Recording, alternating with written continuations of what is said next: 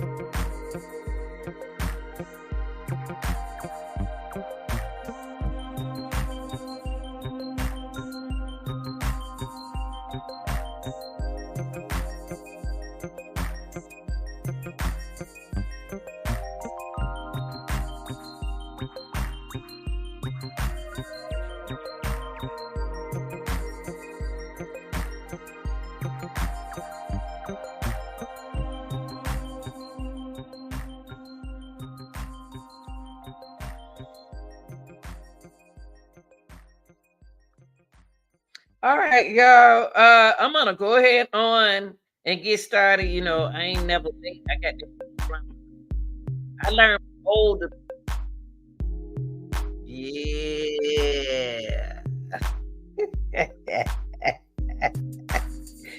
Lanita learned from the old folks. That's why she ahead of a lot of people in the family and y'all. Yeah. Y'all come on in, hit that like button as you come in. Don't just come and watch. I know y'all watching because I get some good information, but I tell you what, the like button will help you make me work harder.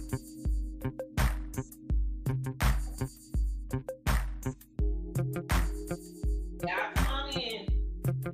Get your bacon, eggs, grits, get your steak, get your man, your woman, whatever you got. Y'all know we about to be here long. We about to be here for a while.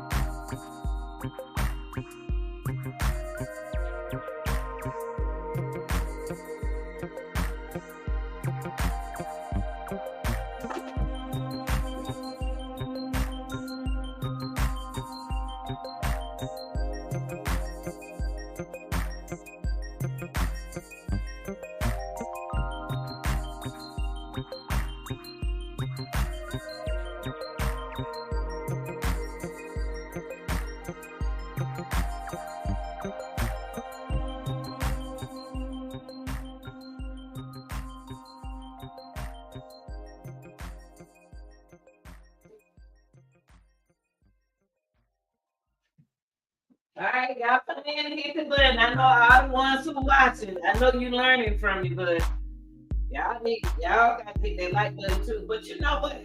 I tell you what.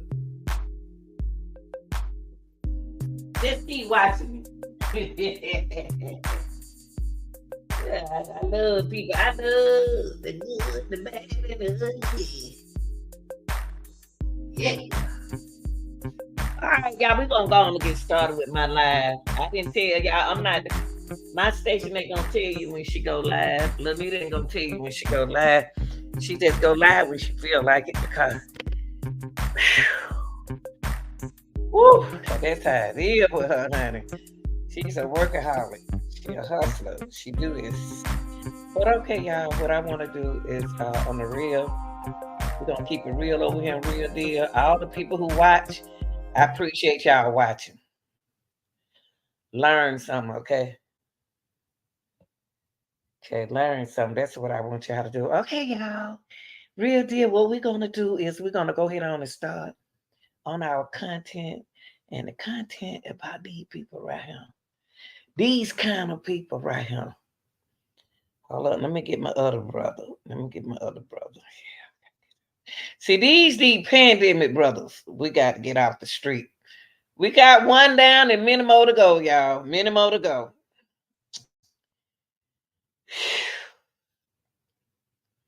We got many more to go. We got many more to go. We gonna get on this one right here first.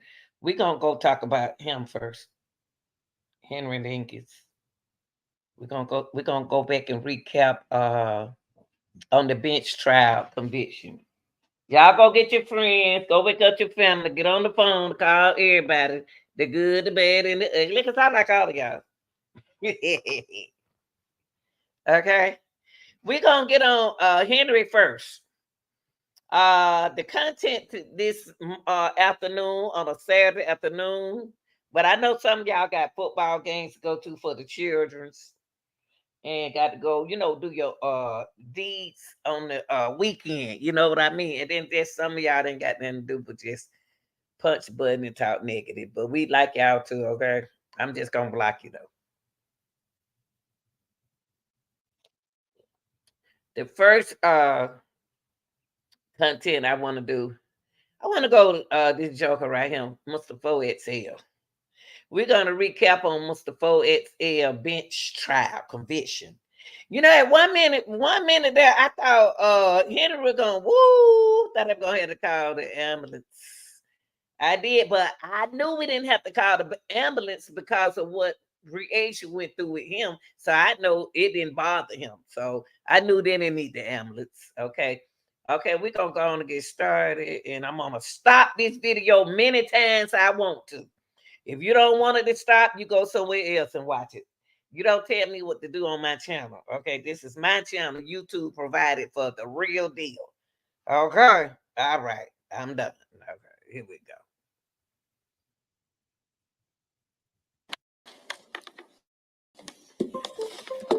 I like this judge right here because he like me. He make you feel like a fool.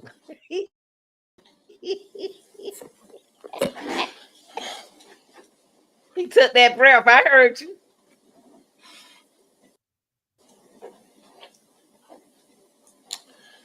Good morning to everyone. Before we proceed, Good morning. I'm going to request that there be no outbursts during these proceedings this morning. During the course of this trial, everyone has conducted themselves very appropriately, and I appreciate it. And they acted appropriately with the respect of the court, and I can't tell you how much I appreciated it. But I will not tolerate any outbursts as I read this decision. If there's anyone from any of the courtrooms within the courthouse today that do not conduct themselves appropriately, I have instructed the bailiffs and the law personnel present to remove those individuals. I like that judge. Yeah, I like this judge. This is a reaction channel. This is what we do. We stop it. We start it. We stop it. We start it. I like him. He know what he about to say. It's about to be the major outburst of the world. Now, me, I couldn't sit there. So I'm on outburst. I'm on outburst. I know my mouth. I'm on outburst. Hold on, yeah. Hold on 1 second. I'm on an outburst. I'm gonna outburst. Yes. So I don't know, should I be sitting in the courtroom? Cause I can't be quiet when it come down to man. How can people control their outbursts, y'all? Jesus. You wouldn't be a human if you couldn't. I know many have questioned why I did not make a decision immediately. And so I thought it was really important that I explain that to everyone. Under Iowa law, the court in a bench trial is required to write a written ruling in a bench trial and come into open court like I am today to read that verdict. I could simply read the verdict and file my written decision. I've chosen not to do that today. I think this case, due to the crime involved, is very important and very, I find that it's appropriate that I read the entire decision today. Ooh, Henry. Henry, come on. That wasn't nice, Henry. Henry looked it nice to his side of the family. Then when he looked on the other side, he gave them a wrinkle up look. Henry, that wasn't nice, Henry. That wasn't nice, Henry. You can't be mad at them for something you did. I like them kind of jokers like that. They get mad at people because of the way what they did. He gonna toot his nose up at Bree H. Whoo, Lord help me, Jesus.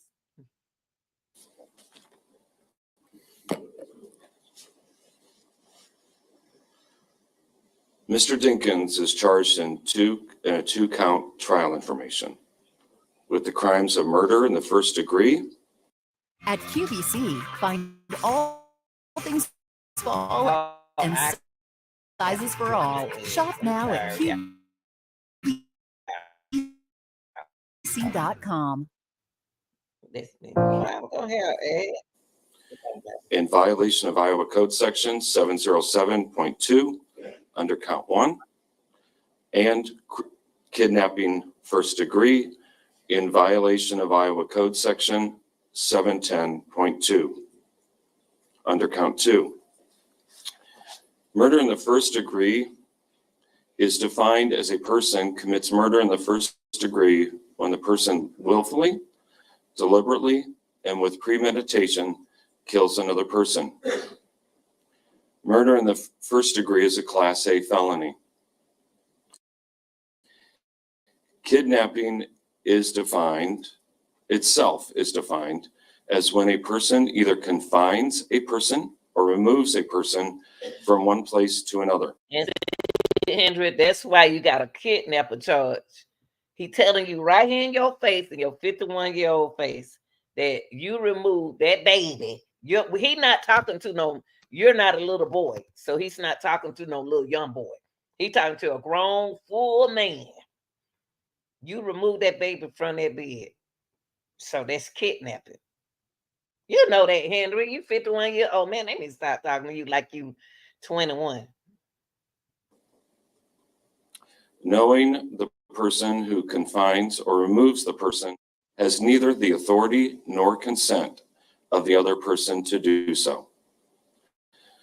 Kidnapping first degree is defined as the act of kidnapping accompanied with the intent to inflict serious injury upon such person or subject the person to sexual abuse. Kidnapping first degree is a Class A felony. The defendant is presumed innocent and not guilty. The presumption of innocence remains with the defendant throughout the trial unless the evidence establishes guilt beyond a reasonable doubt. The defendant has entered pleas of not guilty, which is a complete denial of the charges and places the burden on the state to prove guilt beyond a reasonable doubt. If the state has not proven the defendant guilty beyond a reasonable doubt, then the court must find the defendant not guilty. In considering the evidence presented, the court makes deductions and reaches conclusions according to reason and common sense. Facts may be proved by direct evidence, circumstantial evidence, or both. Direct evidence. Hey, Henry, let me back that up a little bit. Listen to what he said, because we've been saying this the whole time. Listen to Henry. We didn't need no DNA, Henry. You should have left them Clorox bottles. You saved your money and kept it inside the store. To prove guilt beyond a reasonable doubt. If the state has not proven the defendant guilty beyond a reasonable doubt, then the court must find the defendant not guilty. In considering the evidence presented, the court makes deductions and reaches conclusions according to reason and common sense. Facts may be proved by direct evidence, circumstantial evidence, or... You hear that, Henry? You hear that? You waste your time going to Walmart, leaving that baby in the car at that time of morning. DL, you left DL in the car that time of morning. Just to buy Clorox. See, we don't need, see, this is what people wrong. This is where everybody, y'all think you need DNA. I kept telling y'all throughout this case, you don't need that DNA. Circumstantial. And come on now. Y'all better learn the law, because y'all got the law mixed up. It don't work for y'all criminals no more. Both. Y'all old school criminals. That's old school stuff, pulling Clorox on people. That's old. They don't ran over y'all. The judge don't got together and got policy for y'all. So stop buying Clorox. Evidence is evidence from a witness who claims actual knowledge of a fact, such as an eyewitness. Circumstantial evidence is evidence about a chain of facts which show a defendant is guilty or not guilty. The law makes no distinction between direct evidence and circumstantial evidence. Did you hear that? Do y'all people out here hear that? All y'all pandemic people who got these trials coming up, listen to this man. He telling y'all. Listen to him. I kept telling y'all throughout the trial.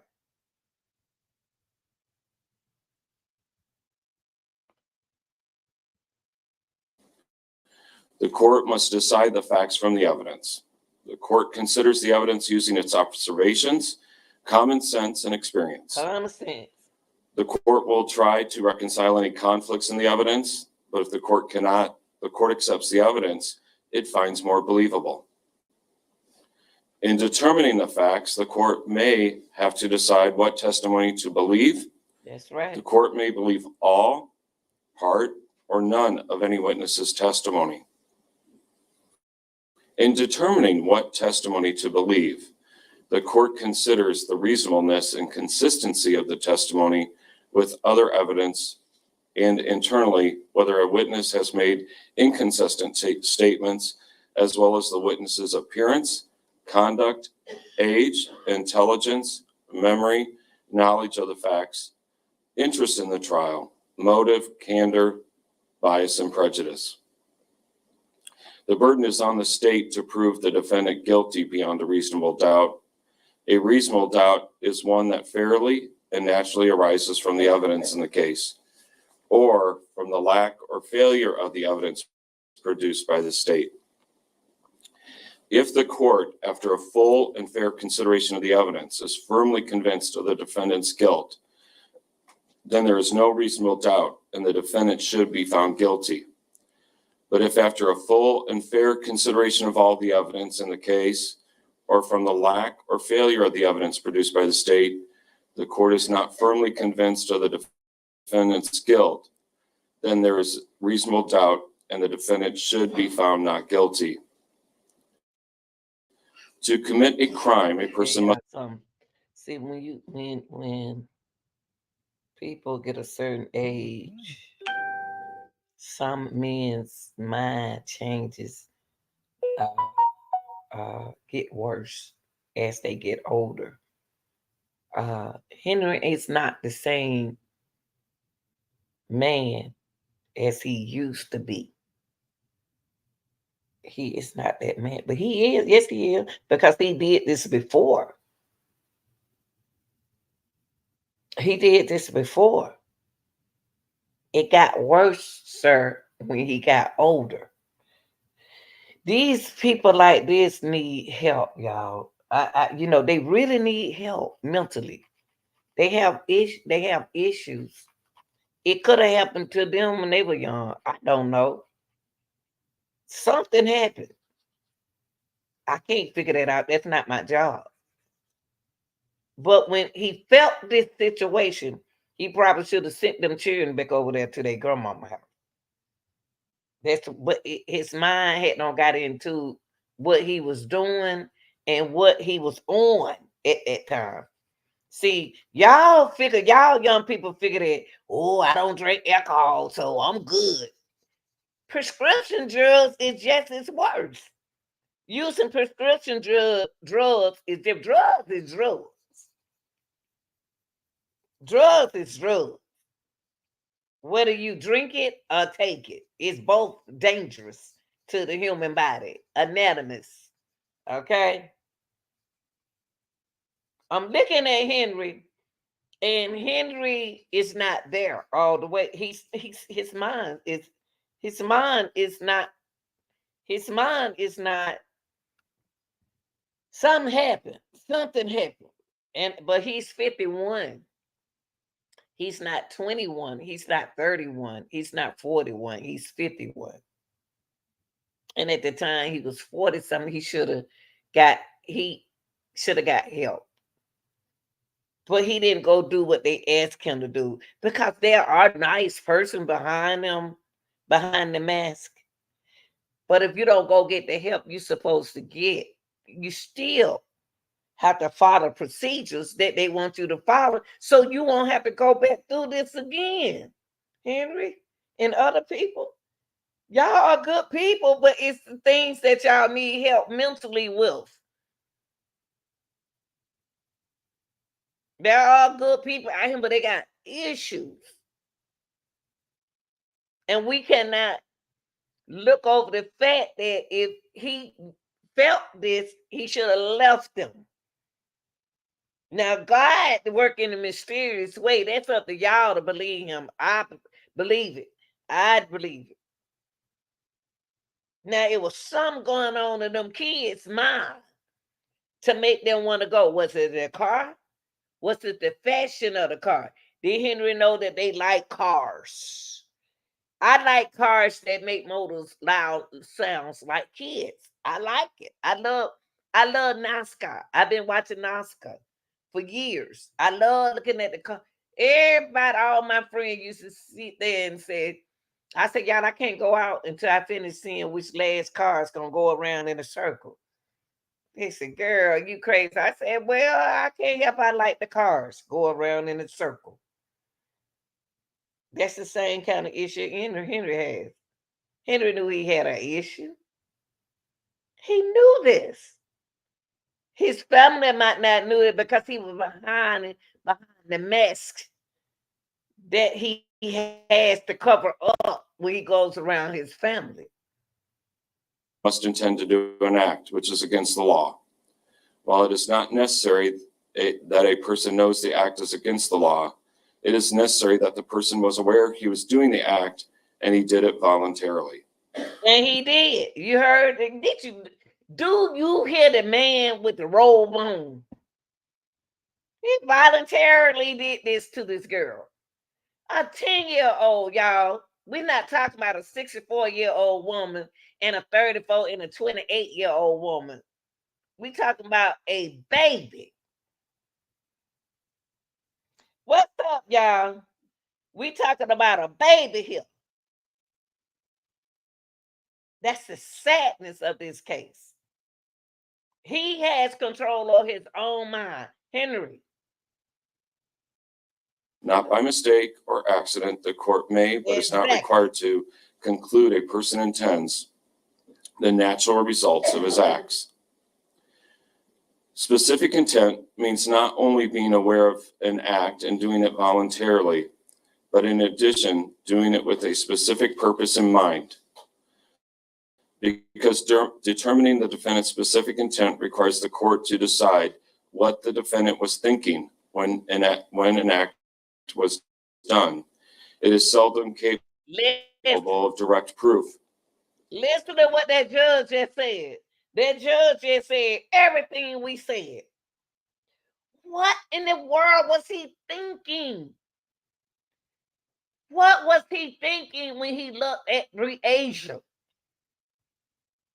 What was he thinking? She cried for her life, y'all. She fought for her life.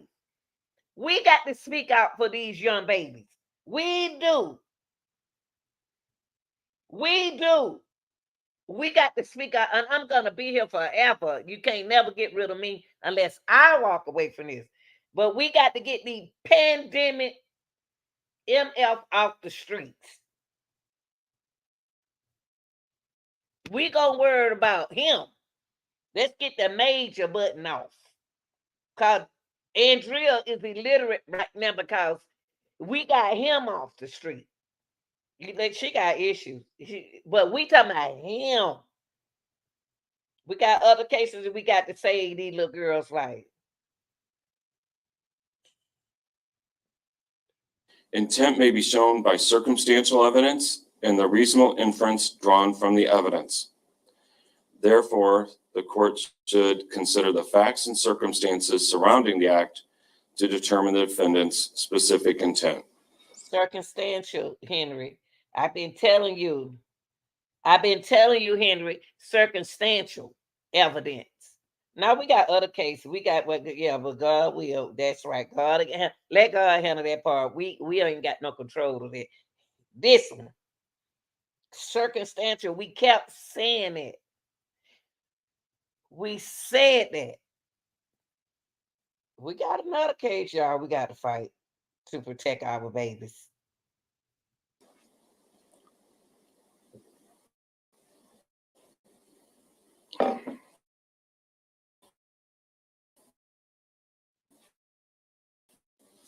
Facts. On July, Breasia Terrell was reported missing. It was not until March 22nd, 2021, that she was found. Yeah, I hear that.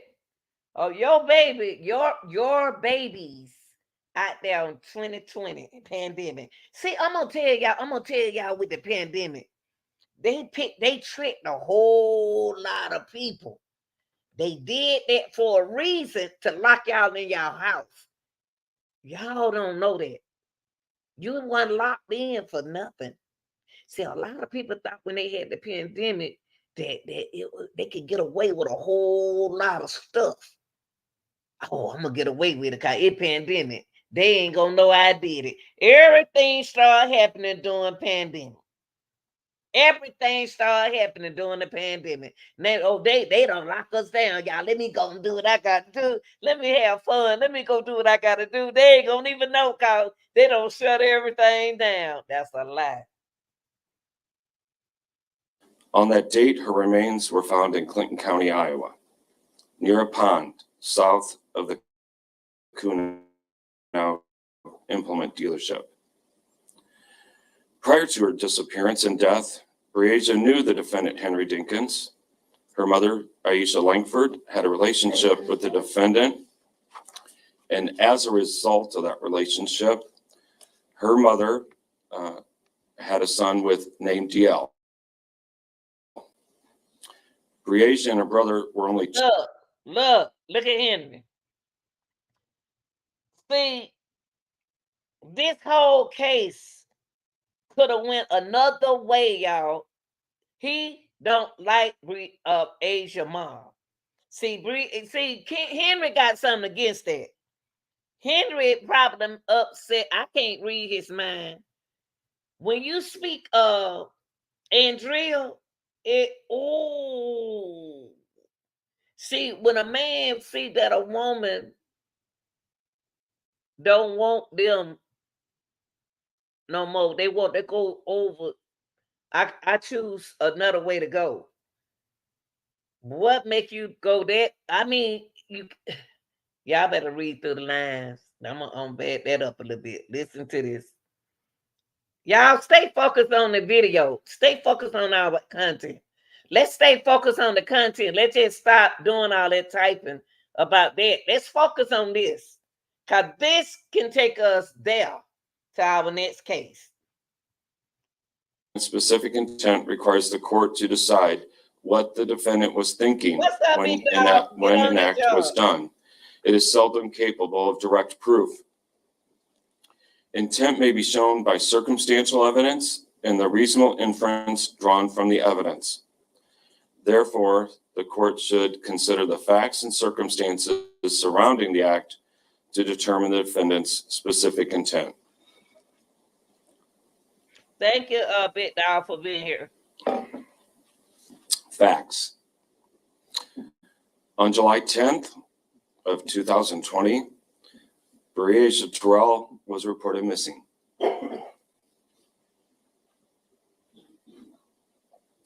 It was not until March 22nd, 2021, that she was found.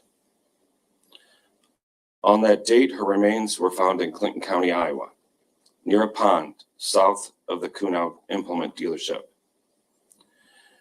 Prior to her disappearance and death, Breasia knew the defendant, Henry Dinkins.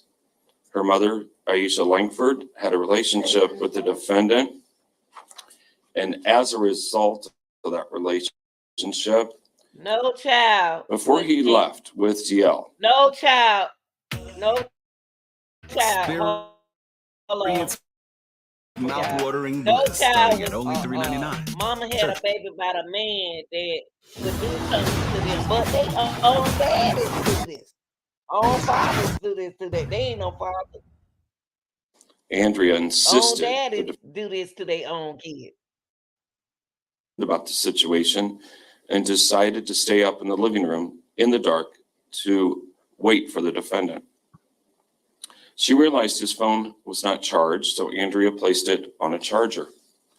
At approximately 3:30 a.m., Andrea heard the defendant open the door to the apartment very quietly and proceeded up the stairs very quietly, as if not to awake anyone. When the defendant arrived, he did not have a conversation with Andrea. Even though she had tried to speak with him, he would not interact with her. While at the apartment, the defendant went into the bedroom and retrieved something from his closet, which he had exclusive use of, and Andrea was unable to see the object retrieved. The court finds that the defendant either retrieved the gun used to kill Breasia or another item to. Did y'all see Henry? Did y'all see Henry? Pay attention to the video, y'all. Please pay attention to the video. Look at this man. Look at this man. Look, I'm back. Look. He mad at Andrea now. He is upset with Chakara. Y'all, please pay attention to the video. I know y'all got all the answers. But look at the video.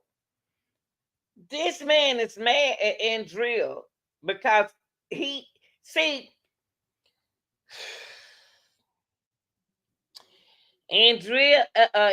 wanted to involve the women in this that is in his life.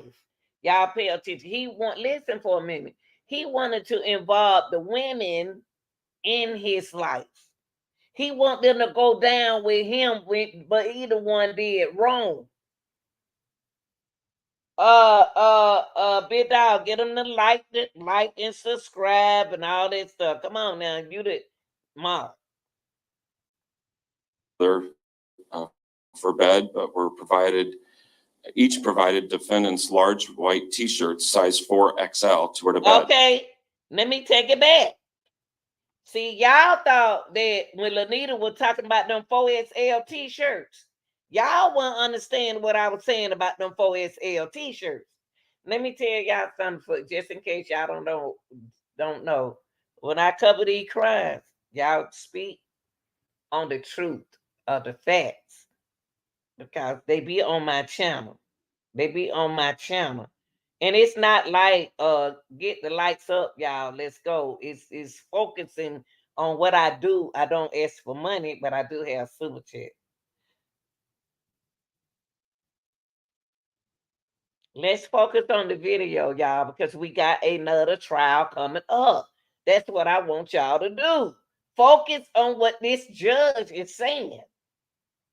Stop what y'all saying. Please do that for me. Please focus on what this judge is saying. Let's get the law. Y'all not the law. The judge is the law. Listen to what he is saying. Because I'm about to get this other one taken down.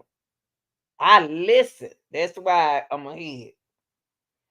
I'm not worried about something that I don't have no control of, okay? And I'm about to start looking at y'all chat. I just need my mod to do his job.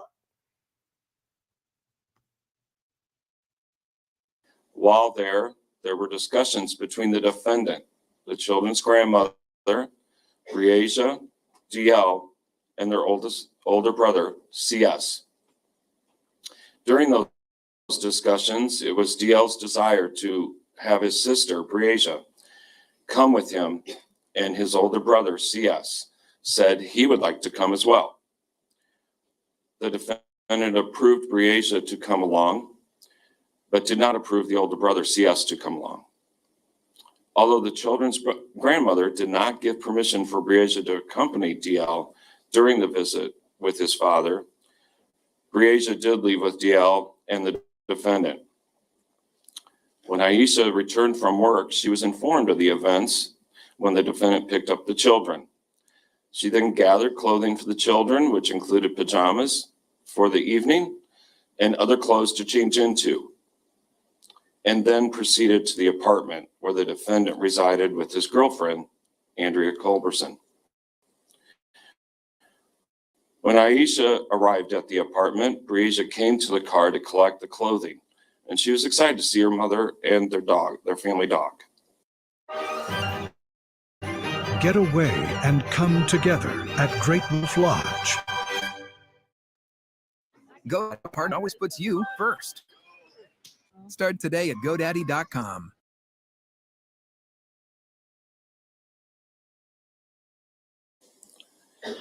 After the defendant took the children into his care, they proceeded to the home of one of his friends. At that home, the children played video games and other games. Listen, y'all. Listen to this. Everything we said, listen. They will play video games just to bump the CS. Listen to this. Okay, now I'm going to block y'all if y'all don't listen. Because we got another trial we got to handle, y'all. If y'all don't listen, we're not going to make it through the next trial. I can't take you to the next trial with me. Just stop typing and just listen to what the judge is saying. We ain't worried about no CS over here right now. This trial is over with. I got another trial I got to do. Just listen. Stop being stubborn and listen. With the children in the home while the defendant visited with other adults at the residence.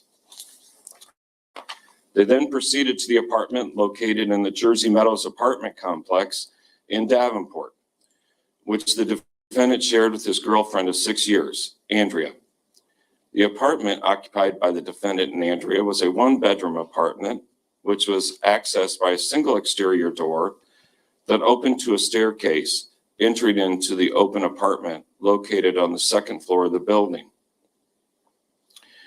The one bathroom in the apartment was located off the bedroom.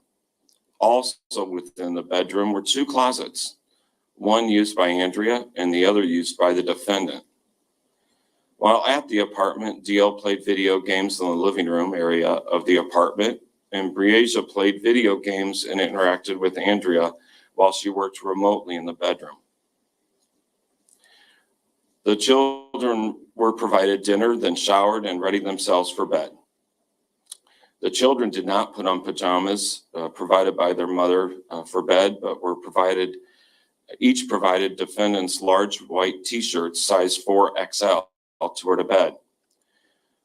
The children were allowed to sleep in the bed in the bedroom, and the defendant and Andrea were going to sleep on the air mattress in the living room area. Briasia fell asleep first, then Andrea, and then soon after DL and the defendant. At some point in the early hours, DL felt his sister Briasia kick him, and in a statement to police, remembers seeing her leave with the defendant. Subsequent to that, at 3 o'clock in the morning, Andrea awoke to use the bathroom. At that time, she noted the defendant and Breasia were not present in the apartment. She had not been told that the defendant left, nor that he had taken Breasia with him. She was very concerned about the situation and decided to stay up in the living room in the dark to wait for the defendant. She realized his phone was not charged, so Andrea placed it on a charger. At approximately 3:30 a.m., Andrea heard the defendant open the door to the apartment very quietly and proceeded up the stairs very quietly, as if not to awake anyone. When the defendant arrived, he did not have a conversation with Andrea. Even though she had tried to speak with him, he would not interact with her. While at the apartment, the defendant went into the bedroom and retrieved something from his closet, which he had exclusive use of, and Andrea was unable to see the object retrieved. The court finds that the defendant either retrieved the gun used to kill Breasia or another item to facilitate. Look at him. Look at Henry. Look at Henry. Henry emotions was all flat in the courtroom. He mad at Andrea now. He's mad at Andrea. He thought he got Andrea in trouble. He thought he got Breasia in trouble. Henry didn't want to go down by himself. I mean, oh wow. Look at this look, man, this body language. His murder of Breasia. The size of the revolver retrieved from the pond would have been easily concealed. Prior to the defendant leaving the apartment, Andrea looked out the window and saw Breasia in the large white t-shirt she had worn to bed next to the maroon Chevy Impala. When the defendant pulled away in the vehicle, Breasia was no longer there. The defense argues there is no one testifying they saw Breasia in the Impala. Although this is true, the court is relying on its common sense and experience that if Breasia did not go with the defendant, then she would have entered the apartment or knocked loudly to gain access to the apartment. Breasia was not familiar with this complex. If she was not with the defendant, she would have wanted to be with her brother and Andrea. Yeah. The defendant then traveled to a quick shop on 53rd Street in Davenport. Look at Henry. Look at Henry body language. Look at his act. Look at it. Oh, he just sad. While at the quick shop, the defendant purchased $35 worth of gas, cigarettes, and a lighter utilizing a $100 bill. The evidence establishes the gasoline purchased was sufficient to fill the tank of the Chevy Impala he was operating. During this time at the quick shop, it is evident the defendant is ensuring that Breasia remains inside the store. From the quick shop, the defendant then traveled to the pond located in Clinton, Iowa, which is south of the Kunow implement plant. This pond is located in the intersection of 218th Street and 270th Avenue. It is at this pond that the court finds the defendant willfully, deliberately, and with premeditation killed Breasia by shooting her 3 times. Look at him, y'all. See, when you get on drugs and other stuff, you do stuff that you want to do, but you been want to do it, but you hide it behind the drugs. Look at him putting his head down. The defendant then, in the process of leaving the area, became stuck off the side of the road. He then walked to US 61 and flagged down a vehicle driven by Jared Brink. Brink then proceeded to drive the defendant back to the area where the Chevy Impala the defendant was operating was stuck off the roadway. Brink then removed the vehicle utilizing a chain. The defendant offered Brink $100 for his help, which Brink refused. These findings by the court are overwhelmingly supported by all the evidence provided by the state's witnesses, particularly the brave testimony provided by DL.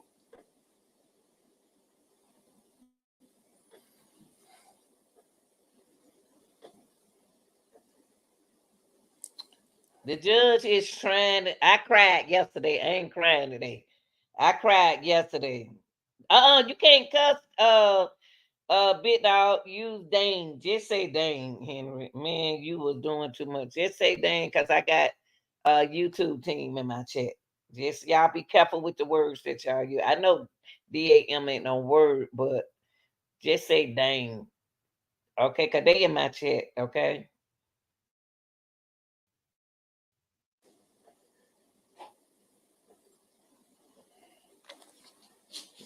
Yes, Felicia. Look at the judge. The judge holding it back. Well, I did. I let it out yesterday. I can't do it today because I got to fight for these other little girls. He showed did. In his statements to law enforcement, I cried yesterday. Look at him. He holding it in. This man got children and he got grandkids. He got nieces. He got nephews. If you don't, that's you if you ain't got no feelings.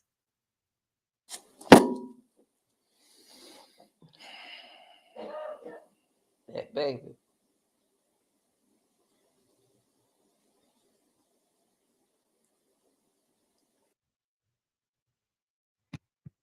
He holding me back hard, boy. additionally, the testimony of Brink offered through his discovery deposition and his statements made to police. All of this was further supported by the testimony and statements made by Isha and Andrea. Their testimony and statements were corroborated by the investigative efforts of the Davenport Police Department and the FBI, except for the testimony of DL stating that he saw his father shot Breasia. The court finds his testimony credible.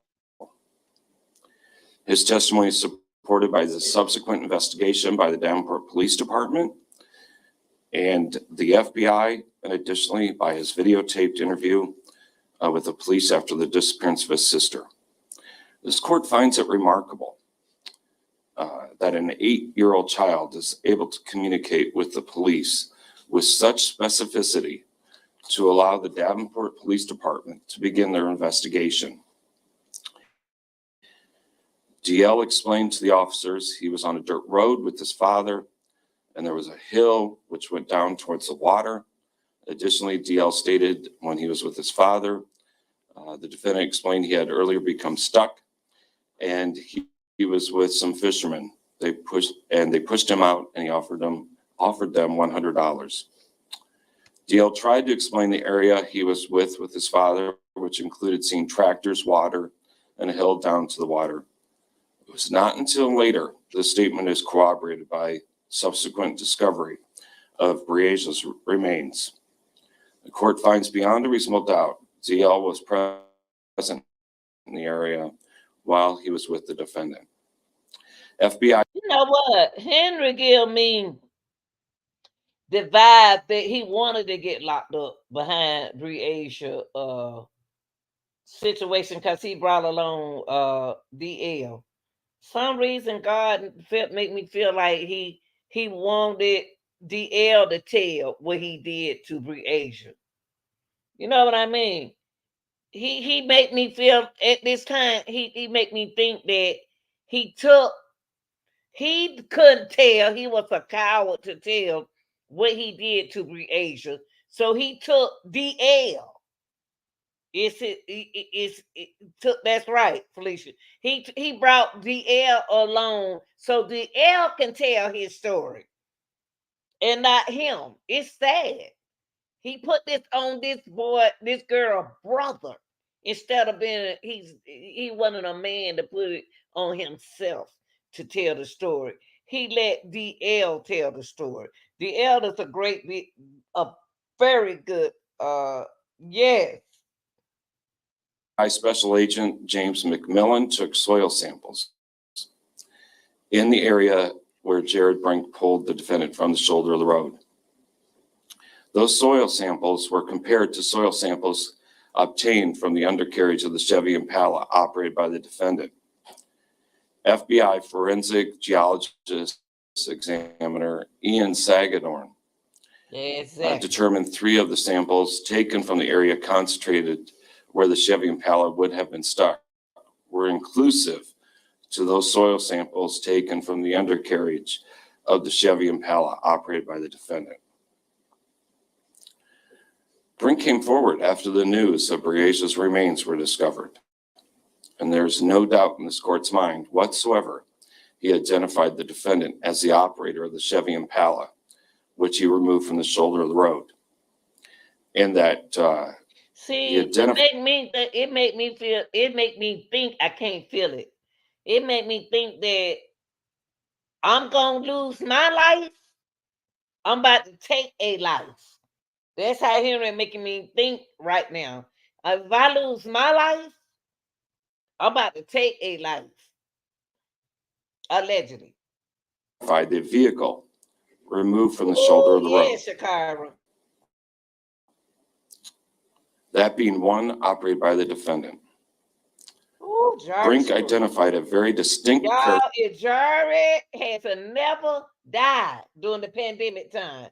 Jared, oh Lord.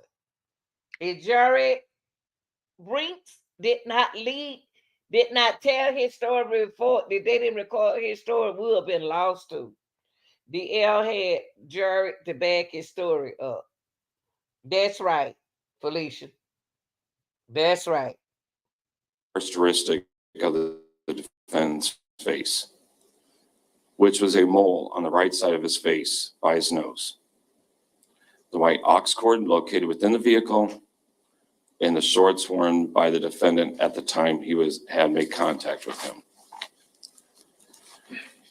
All of this evidence proves beyond a reasonable doubt the defendant had Briasia Terrell within his control. He was at the site of her remains, and he was the only person who shot Briasia that early morning of July 10th, 2020.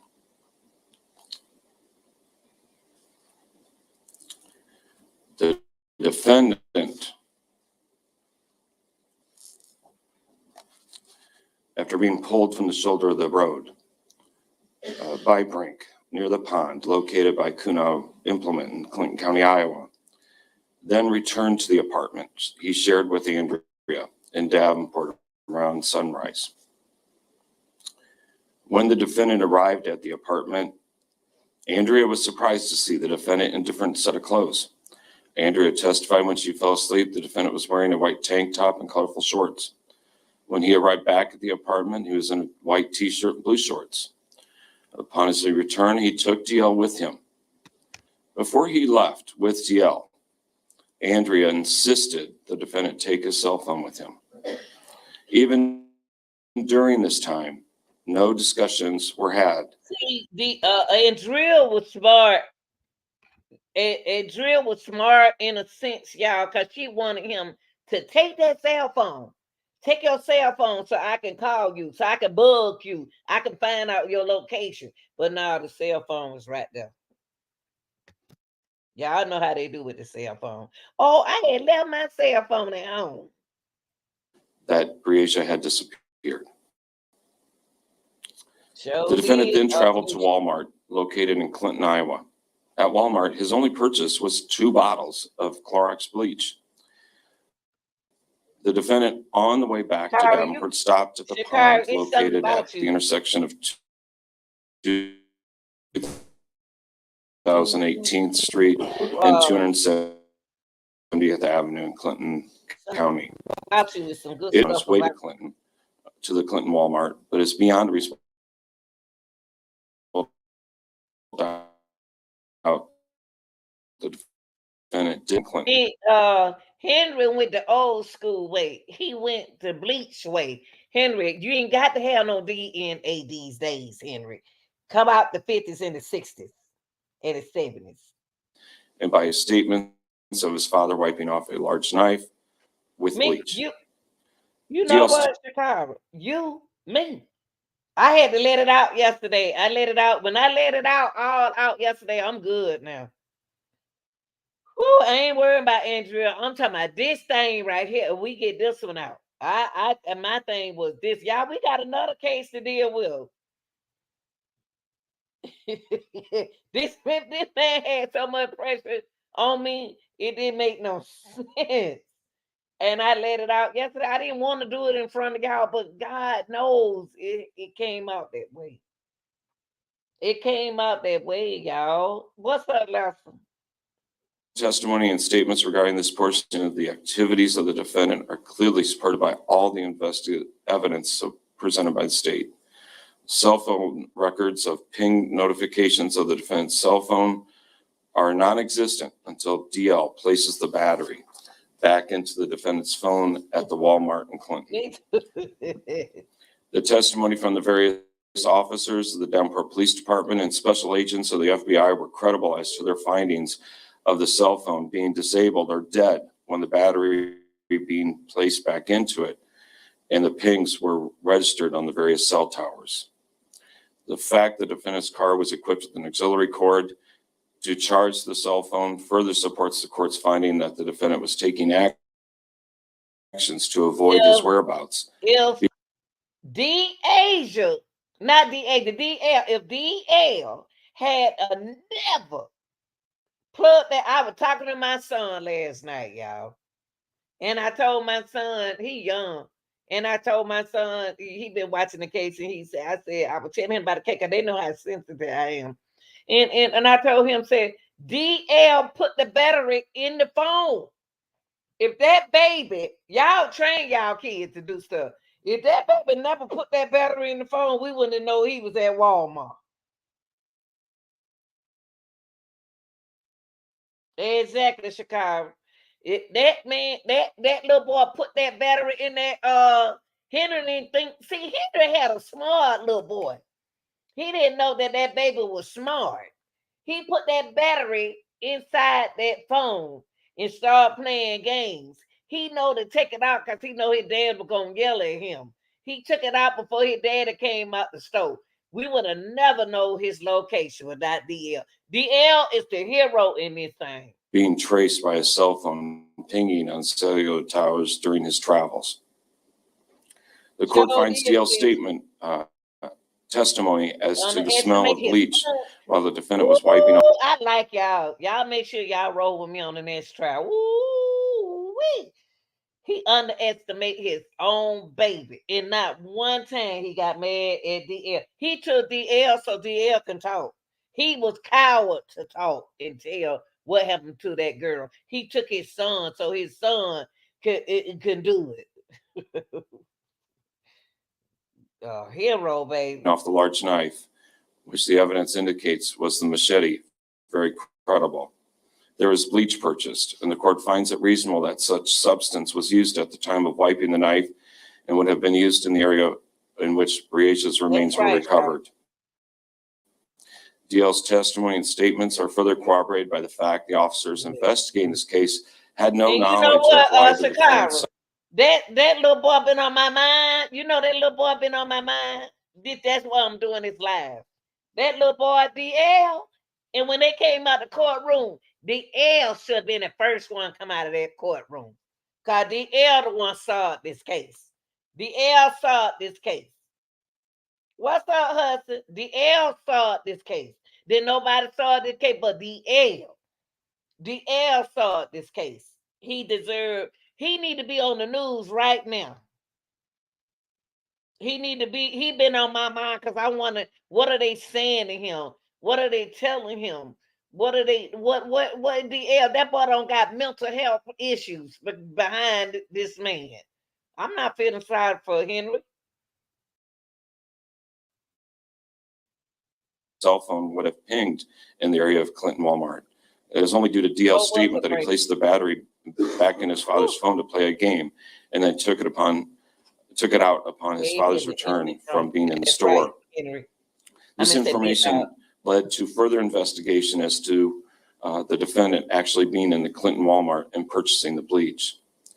At the time of DL's statements, there was no knowledge of purchase of bleach. Additionally, after DL identified the knife as the machete in the exhibit shown by Detective Hammis, See, Henry think he's slick. Henry knew that he brought that little boy smart. He identified it, that knife. He identified the gun. He identified everything. Henry know he brought that baby into this on his sister. Let him know I love you, DL, but I don't. I got something against your mama and your sister. I took away what your mama. Woo, y'all mamas, y'all mothers. Come on now. There's no knowledge of such machete prior to the discovery of the machete in the defendant's RV. Although machete did not reveal DNA or fingerprints, it is clear to this court it had been wiped off because there were fibers within the serrated edge of the. He wiped it. If DL had never said, see, Henry wrong. For number one, he had his child to tell his story. Henry used his child to tell his story. Henry used his son to tell his story, what he did to his sister. If y'all got to pick on what he did, he used his son to tell his story, what he did to his sister. That ain't right. That ain't right. Machete. Then again, after leaving the area of the pond, the defendant traveled into Davenport and traveled in the area of his motorhome in Credit Island. Amazing person. Clearly, he placed the machete, which had been in his trunk, into the motorhome. I want him to. The defendant called Aisha at you know what, 8:08. Chicago? It seemed like they don't forgot all about DL. DL, the one was successful in this situation. DL, the one was. I believe that little boy from the beginning. A child ain't gonna tell no lie like that. Not that child right there. He said, y'all won't believe me. Y'all keep on saying, y'all keep on wanting me to say this. Y'all won't believe it. Woo. And look at Henry. Henry ain't gave no kind of emotion that he did. Henry didn't know he had an 8-student criminal-minded child like him. He got a strong mind like it did. That boy, you took that boy along with you, Henry, so he can tell you story, because you was less of a man to tell this story. You was less of a man to tell your own story. That's why you ain't apologize, because you used your son. I know what you did. Look at him. I'm telling her that he had just woken up and Breasia was missing. That's right. Although prior to this time, he had been driving all around Clinton County, and at that time of the call to Aisha, he would have just been entering Davenport as he was seen traveling south on Highway 61 at 7:52 a.m. He was then in the southwest area of Davenport and near Rockingham Road, near his motorhome in Credit Island. He did not leave that area of southwest Davenport until approximately 8:26 a.m. During all of this, look at Henry. Look at Henry. Look at Henry, y'all. Look at Henry. He ain't acting nothing like he was in the beginning. We knew what was going on. He tried to coach him. there's a series of telephone calls and text messages between the defendant and Aisha. During these exchanges, the defendant advised Aisha he was traveling to the Davenport Police Department to make the report of Breasia's disappearance. Aisha then left her place of employment at Checkers on East Locust Street in Davenport and headed to the police station. It was at this time Aisha was traveling west on Locust Street to the police station. She noticed the defendant heading east at a high rate of speed. She then turned around to follow the defendant and caused him to stop at the McDonald's at Eastern Avenue in Kimberly. Around this time, Aisha... Look at him. Look at him. Look at him. See, I had an old man. My mama had an old man was just like this man right here. And I couldn't pull that man from my mama for nothing in the world. But God took that man from my mama. He ain't do nothing to me, though, but I ain't get him the chance to do that. My mama, I told God, get that evil man out from my mama. I don't know why she don't see what I see in that man. And he was just like Henry, sit there and look innocent. I don't like people like this. What's What's up, Shirley? Made contact with the Davenport Police Department and determined the defendant never appeared at the Davenport Police Department, and the request was made that she and the defendant proceed to the Jersey Meadow apartment complex. They then proceeded in different vehicles to the apartment complex and met with police officers who responded to the initial investigation of the disappearance of Breasia. What's up, baby? Upon her arrival to the complex, Aisha was the first individual to meet with responding officer Craig Burkle. Officer Burkle advised both Aisha and the defendant he would like to search through the apartment to ensure Breasia was not hiding within the apartment. Immediately, the defendant stated she's not there and they had looked everywhere. The defendant took Officer Burkle up to the door of the apartment.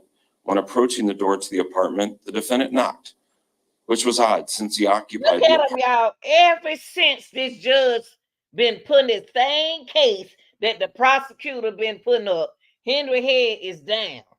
When you on drugs and doing stuff like that, you already playing something. He did everything to get to. He thought if he tried to be a hero of saving Breasia, he thought that it would bring him back to Andrea. That's just the childish mind for him. He thought that he was gonna, y'all listen to me. He thought that he was gonna be a survivor of saving his daughter, or saving Andrea's daughter to make her come close to him. He did it all wrong. Because his son was the smartest link. apartment with Andrea. And you know what? I don't even want to talk about the letter more. The letter had me talking like I was reading a second grade letter. I don't even want to talk about that letter no more. That letter had folks going against me like I couldn't read. And I ain't even worried about them because I don't get this far. I ain't even want to talk about that letter no more. Andrea answered the door. What's was very up, hesitant baby? to allow the officer in and only allowed him in after it was confirmed the defendant consented to the officer searching the apartment. Officer Burkle then searched the apartment. We got another case to deal with, y'all. We got another case now. I'm going to be on this case. They already know I'm going to be on it. Henry Lauder knew he knew it. Okay, y'all, here we go. Let me finish Henry out so I can start looking at that hair. He need to cut that mess off his 51-year-old head. Of course, Breasia was not located within the apartment, but upon Officer Burkle's return outside, the defendant was nowhere to be found.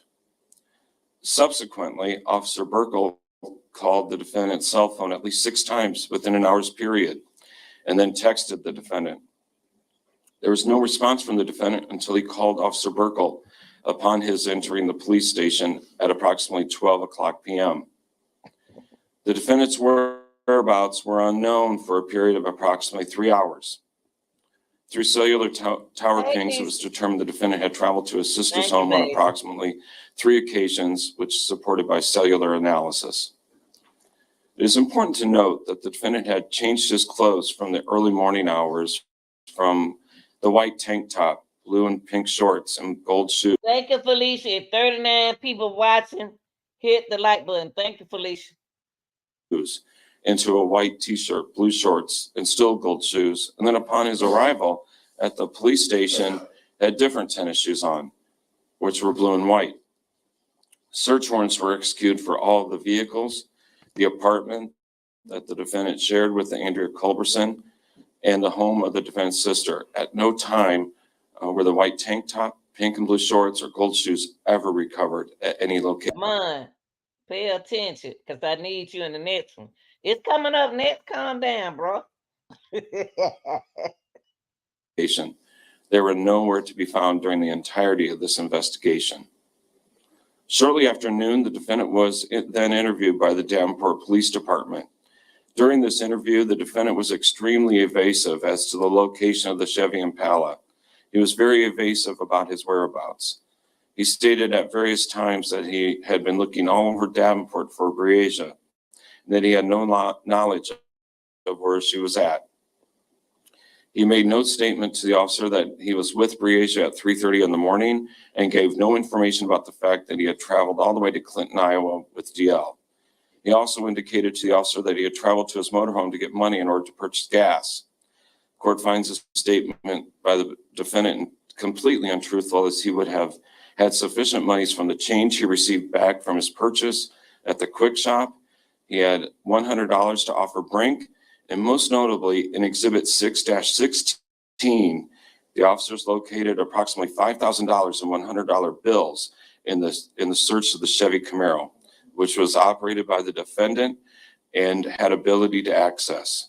The only truthful statement the defendant made during his interview with the police was that he went to the quick shop. The court finds none of the statements that the defendant made during the interview to be truthful in any respect. The court finds beyond a reasonable doubt the defendant was the last person seen with Breasia. He had taken custody of her, had no authority to do so, and removed her from the apartment from which he had authority to care for her, with the specific intent to inflict a serious injury upon her, knowing that he did not have the consent or authority of Breasia or her mother to do so. And as a result of that removal, Breasia suffered death, which is clearly a serious injury. The court finds beyond a reasonable doubt that Breasia was shot by the defendant and that she died as a result of being shot. And the defendant did this act with malice aforethought, and the defendant acted willfully, deliberately, and premeditatedly with all the specific intent to kill Breasia. All this occurred on or about the 10th day of July, 2020, and the criminal activity began in Scott County, Iowa, and the defense criminal activity continued as he traveled into Clinton County, Iowa. The court finds beyond a reasonable doubt that the remains located at the pond at the intersection of 2018 18th Street and 270th Avenue are those of Breasia as a result of the testimony of the forensic anthropologist, Dr. Heather Garvin, and the medical examiner, Dr. Kelly Cruz. Matthew Dean and David Baker were both inmates at the Clinton County Jail while the defendant was being held pending trial in this matter. Both of them credibly testified during the airing of a news story concerning the disappearance of Breasia. The defendant made the statement, "They are never going to find her." Both of these witnesses are credible, specifically Matthew Dean, who was no longer being held on any criminal charges, and David Baker testified he was not receiving special treatment in regards to any pending criminal charges in exchange for his testimony. Therefore, neither of these individuals had anything to gain from their testimony. Specifically, David Baker testified when he heard the defendant make the statement, he took the statement to mean the defendant knew where Breasia was located. The court found every witness who testified on behalf of the state to be credible in their testimony. As noted, the only testimony the court did not find credible was that of DL, as to him being present and seeing the defendant shoot Breasia. The court's credibility findings are appropriate as statements were consistent between all the witnesses and were corroborated by the investigative efforts of the Davenport Police Department and the FBI and all other agencies. Again, it should be noted, all of these investigative efforts would not have been fruitful. Hey, y'all, look at the Henry defense lawyer scratching the middle of his hand. When you scratch your middle of your hand, you supposed to be getting money. He's sitting right there behind Henry scratching the middle of his hand. That man about to get paid. Had it not been for the information provided by DL. DL was instrumental in solving the murder and kidnapping of his sister, Breasia. Y'all heard what he said. DL saw his sister case. DL saw his sister case. They should be the mama, all of them should be celebrating DL.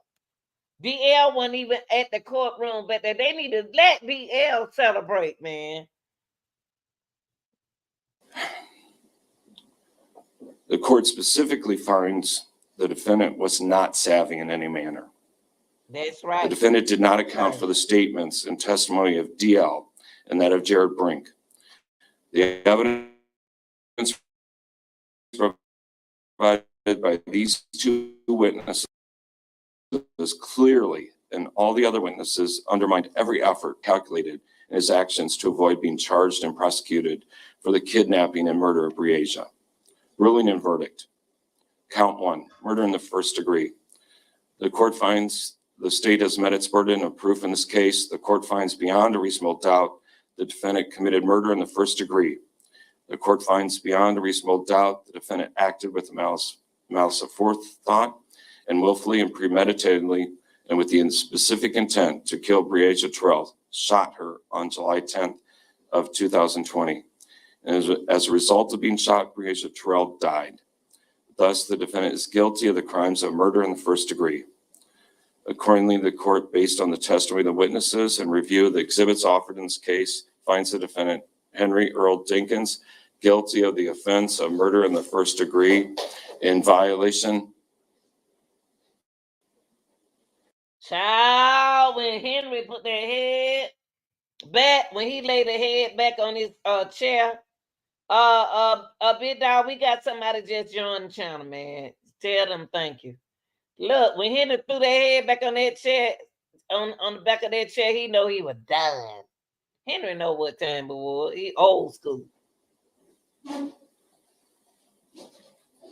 Of Iowa Code Section. When he threw that head back like that, Henry know he did wrong.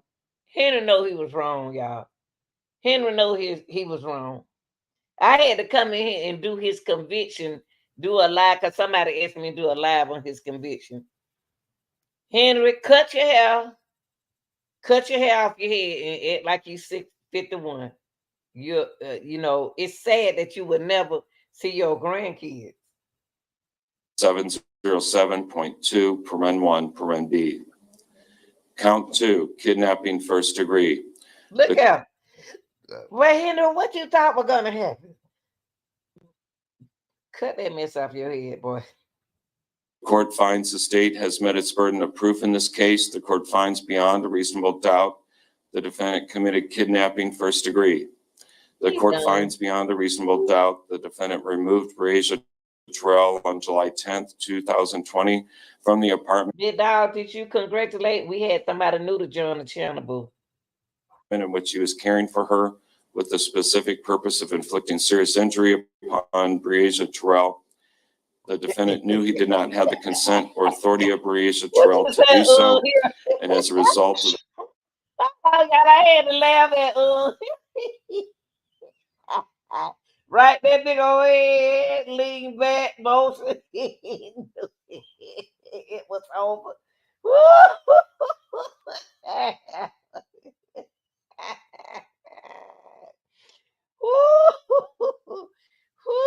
Y'all, we got to get to our next case. that removal intentionally subjected Breasia Terrell to serious injury, that being death. Accordingly, the court, based on the testimony of the witnesses and a review of the exhibits offered in this case, finds the defendant, Henry Earl Dinkins, guilty of the offense of kidnapping first degree in violation of Iowa Code Section 710.2. It is therefore ordered and adjudged and decreed that the defendant. Stop. Mental issues. Y'all know y'all. Oh, y'all don't have me crying. Wait till we get to our next case, Pretty Boy Floyd. Henry Earl Dinkins is guilty of the offense of, under count 1, murder in the first degree in violation of Iowa Code Section 707.2, paren 1, paren B, and guilty under count 2, kidnapping first degree in violation of Iowa Code Section 710.2, as contained in the trial information filed by the state of Iowa. It is further ordered an informal pre-sentence investigation report shall be prepared by the 7th Judicial District Department of Correctional Services. The PSI shall be electronically filed by noon 3 days prior to the date of sentencing. It is further ordered sentencing this matter is scheduled for October 11th at 1:30 in the afternoon. Stop, Chicago, y'all stop. I like y'all. I love y'all. We need to get these pandemic people.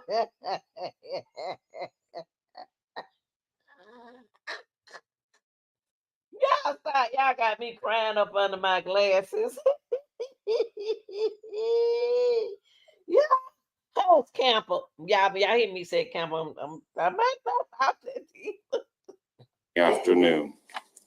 Is further ordered the defendant is being found guilty. Hey, y'all, watch how he look. He gonna act like he crying. He in the chat act like he crying. Make them it was.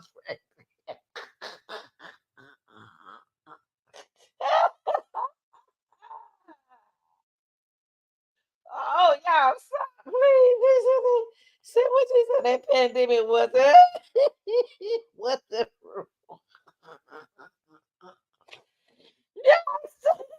Y'all stop. I like y'all though. Look, he trying to act like he crying. He ain't got not one. Oh, y'all a mess. I love y'all. A forcible felony shall remain in the Scott County Jail pending sentencing without bond. Thank you.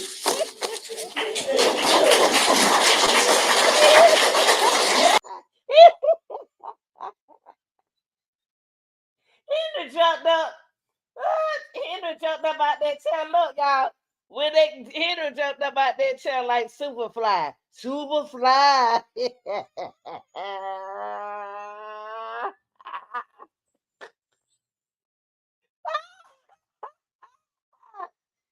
done jumped out that chair like Superfly. He ain't even get up time. The man trying to catch the back of his pants. He right to me to right. We got to rewind this how Henry jumped up out that chair.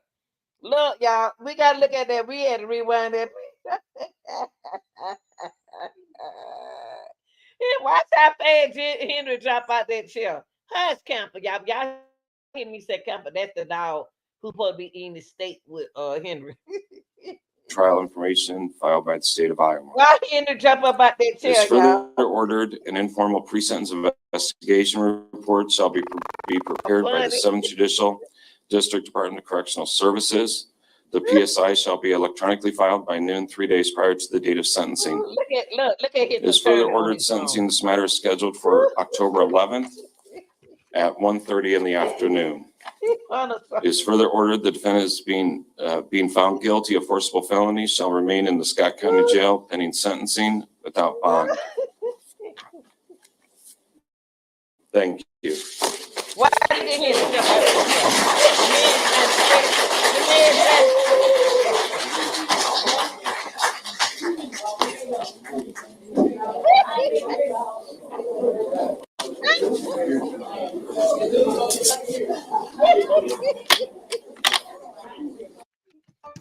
Bring the spirit home with authentic holiday scents from Airwick.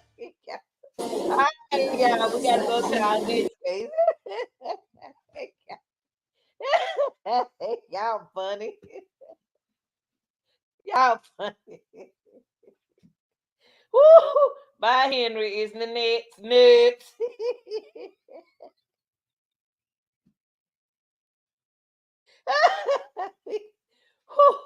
Y'all is funny. Y'all so funny. Y'all is so funny. We got to start with Pretty Boy Floyd.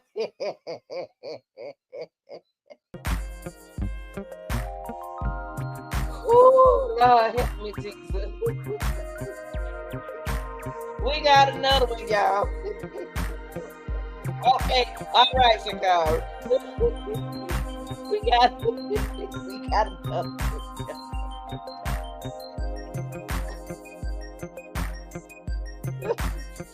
Ooh, y'all.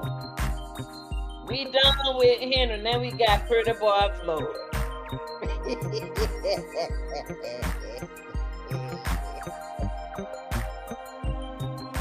Yeah, we got Pretty Boy Floyd, okay?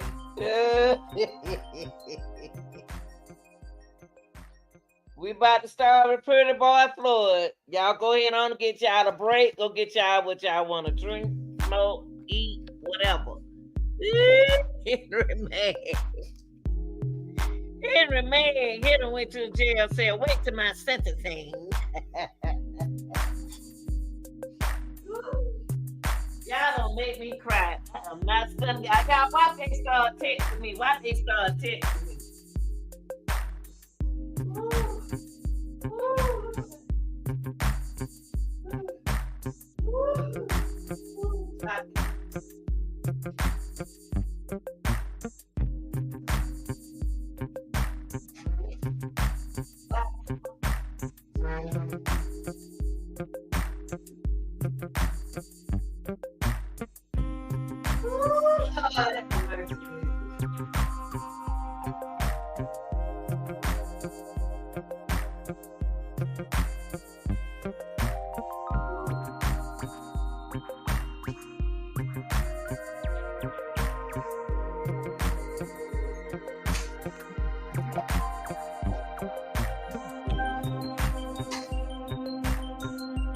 Oh, Lord, have mercy. Help me, Jesus.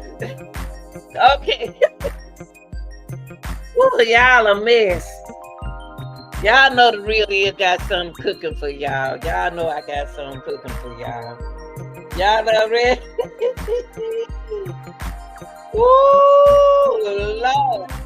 In the name of Jesus. Ooh.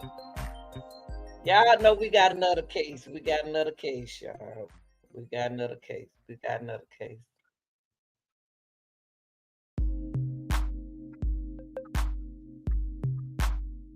Now, we got another case going on, y'all. Y'all know about we got another pretty boy Floyd. Y'all get the likes up. Y'all get the likes up. If you want to donate to the channel, please do.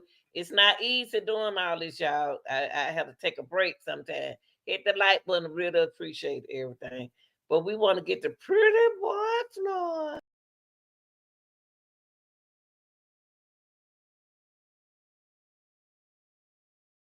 We want to get to pretty boy Floyd, y'all.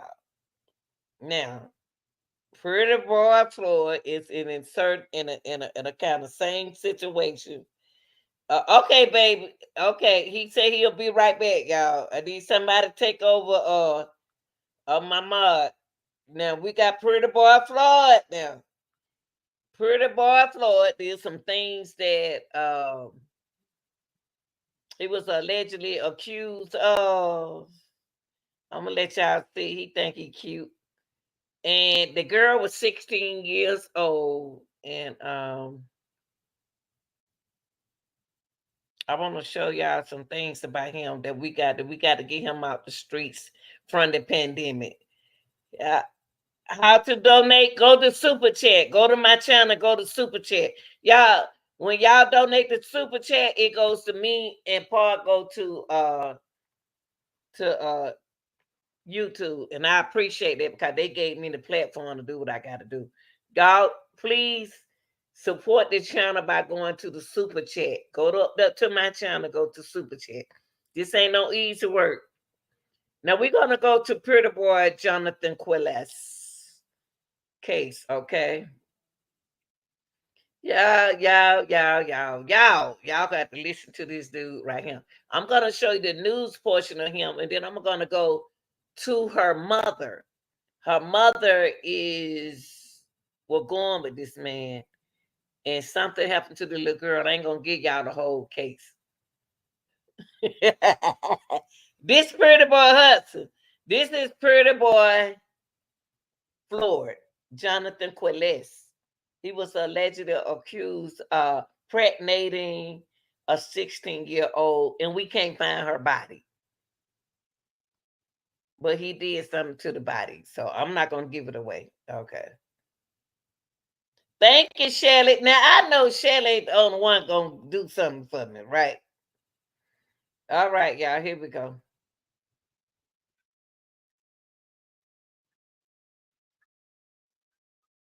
Hold on, y'all. Hold up. Let me hook y'all up. Y'all donate to the Super Chat. I'm human. Paul gonna go to me, and Paul gonna go to YouTube. Okay, let me put this out here, right here. Okay, let's look at this, and then I'm gonna take y'all to what the mom said. Thank you, Shelley. Pregnant with his child. Well, tonight, more new evidence. Audio recordings of Quiles in jail talking about the death of a girl or a woman and where the body was dumped. Ayanna Sawyer's name is never heard, but the discussion is detailed about someone who is pregnant. Johnathan Quiles sits in jail talking to two inmates as the discussion shifts to why Hold he on, is. y'all. Let me make sure y'all on here. It's another Henry Dinkins talking to another inmate. Thank you for the super chat, y'all. Thank you so much. Part would go to me, and part would go to part would go to me, and part would go to YouTube. And we really do appreciate them, y'all. Let me make sure y'all hooked up. Now this man did the Quiles same says thing. he's calm about being in jail. Nervous, man. To be honest, I'm really not nervous. Hold up, y'all. Hold up. Now this dude did the same thing Henry Dinkins did. That's why I brought this case to y'all. He did the same thing Henry Dinkins. Wait a minute. Oh wow. How y'all get up here? What's up? Okay, y'all. I got two cases going on. Uh-uh.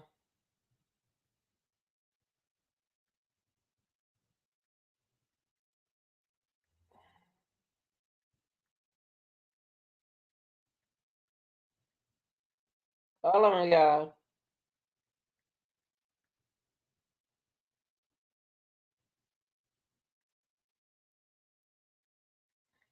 Hold on, y'all.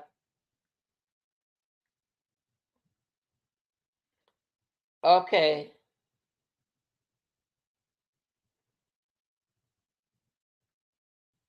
Okay, so y'all, I got Demon running the other channel. No, I don't want that hitting. I hit the wrong button. God dog it. Okay, y'all, what we doing? I don't want to confuse y'all. Okay, what it is, I got two channels going on right now. God, I just deleted Demon. I want to delete Demon. I need a mod over there on that other channel, y'all. Let me tell Demon I'm sorry.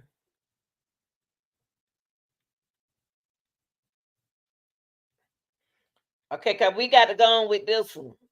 Okay.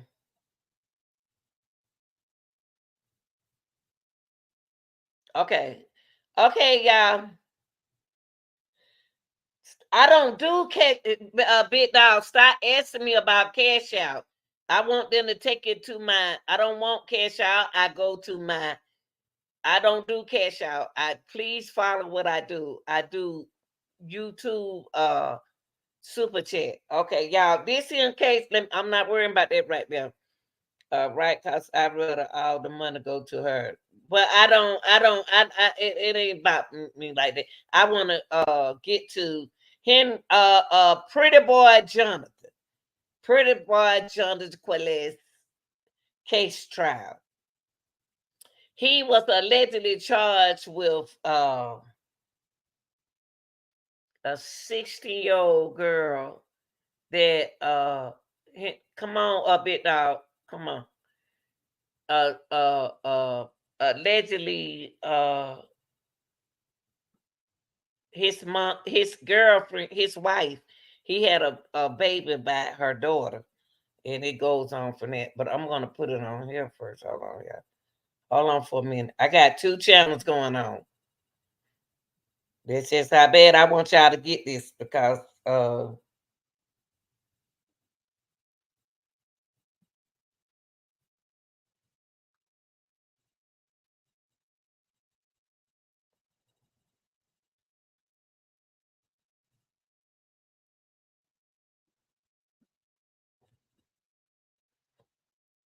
on, yeah.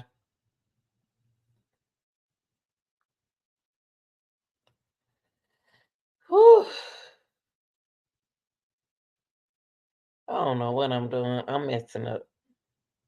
Okay. Hold on, y'all. Hold on. Let me see. I got 2 channels going on. Okay. All right. Here we go. Again, the 16-year-old niece. That's right. Okay, let's look at this, y'all. I had to go back and check my other channel. For those who not a member of the Real Deal channel, it's $5 to become a member. And let me tell you this. For those who not a subscriber, you got to understand how I work over here. I do a lot.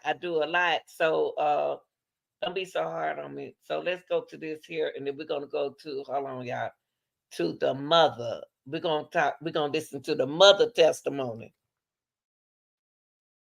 Okay. Hold on, y'all.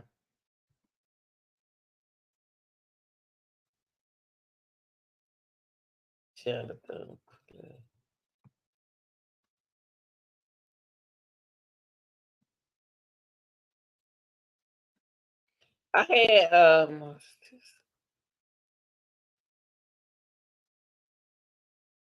I had somebody said, "Ah, you had us waiting for a while. Go clean up. Go clean up. Whatever you want to do, go clean up. Leave me alone. Okay, leave me alone. Okay, we're gonna go to day 1 trial of what happened. Hold on, y'all.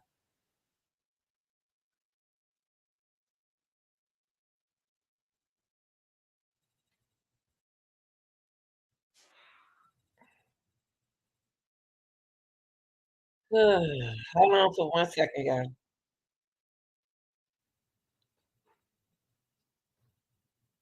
Hold on.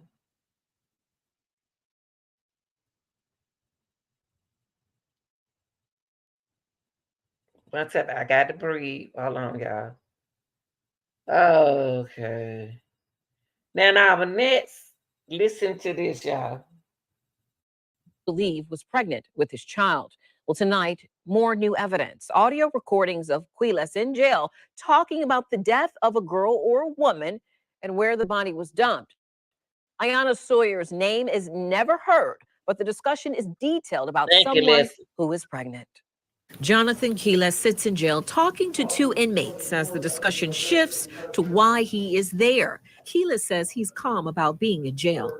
Nervous, man? You know, to be honest, I'm really not nervous about my situation. I'm just more upset that my wife could be going through labor and I can't be there. Hold up. Listen to what this boy said, y'all. Listen what this boy said. He is on the same page. Big dog, pay attention and stop all that laughing. You're a mod now. You got to take care of business. Quele speaks to other inmates about this case. The inmate said, "You nervous, man?" Quelle said, "You know, to be honest, I'm not really nervous about my situation. I'm just more upset that my wife would be going through labor and I can't be there. That's what bothers me the most. I know they don't got S on me. This is nothing, I know it." This is what he wrote. This is what he said to another inmate. His wife. This is not his wife who pregnant. It's a 16-year-old girl who pregnant. Ain't no wife pregnant. Y'all gonna have to pay attention to this case. Just pay attention, Felicia. Don't tell them nothing. Let me explain to them what's going on. Look at this. He did the same thing Henry Dinkins did. He told another inmate what happened. Okay? He said, "My wife will be going through labor." That girl, 5 months, she ain't going through labor. He was going with Quiles, was going with the girl mother, and she's not pregnant. That's the part of the most. And now I know they don't got this is nothing, you know. I know it. Quiles explains to an inmate that all of his messages with an unknown girl or woman were sent on Snapchat because the messages are deleted. Quiles also talks about taking a woman or a girl to his job. An inmate asks how he got away with it, and Quiles explains the person's body is in a dumpster that had already been removed from the property where he works, Ace Pick-A-Part, a vehicle salvage company. During the call, Quiles talks. Y'all got to listen. I'm gonna let y'all go on this.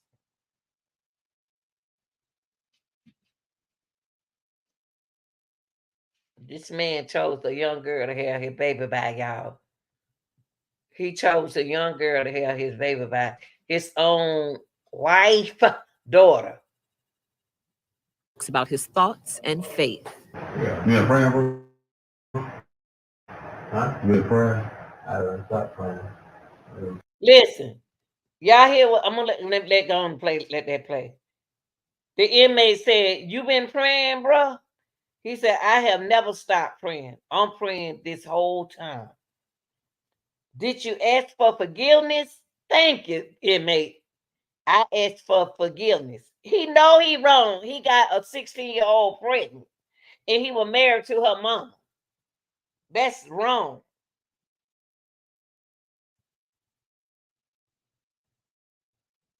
That's sad, man. Praying this whole time. I stand for it. Yeah. You have to forgive me? I forgive this. Quiles is currently facing 2 first-degree murder charges and a sexual battery charge.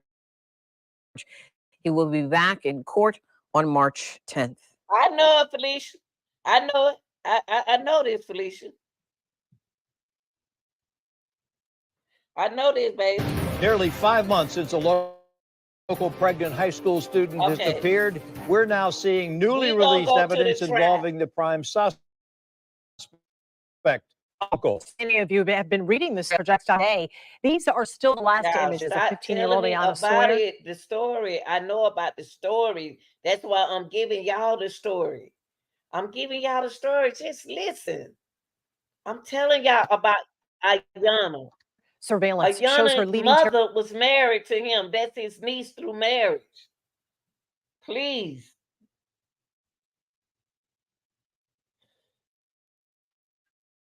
Parker High School before she vanished December 3rd. Sawyer's uncle, Johnathan. This is not what I want to show y'all. This is the girl. This is the girl.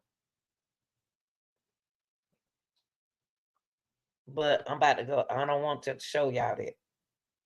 I don't want to show y'all that. I want to show y'all this. I know what happened, y'all. I'm not going to put out a story and I don't know what happened.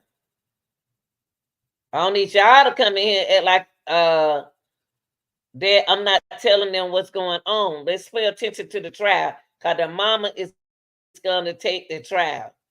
The mama is going to testify. Let's pay attention.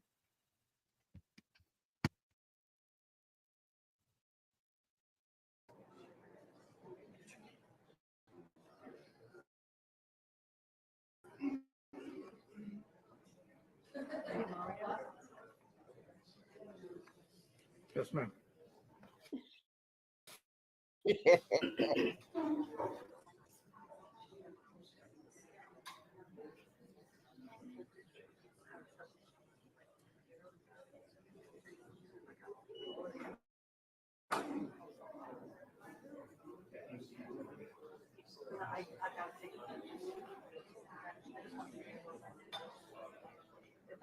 Yep.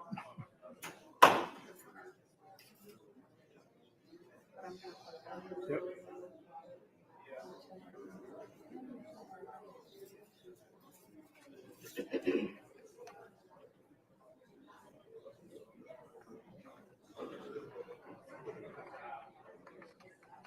Okay, Felicia. Thank you, baby. Okay, Felicia. All right, baby.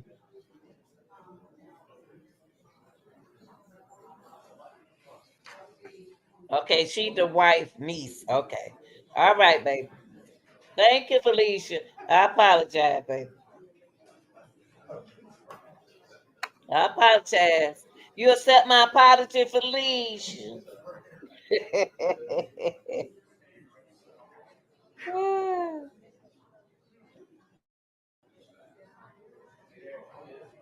I knew it, baby.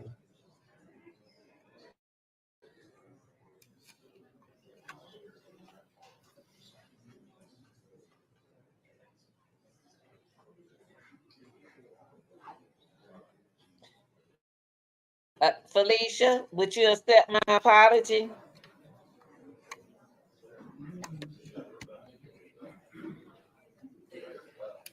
BP, would you accept my apology?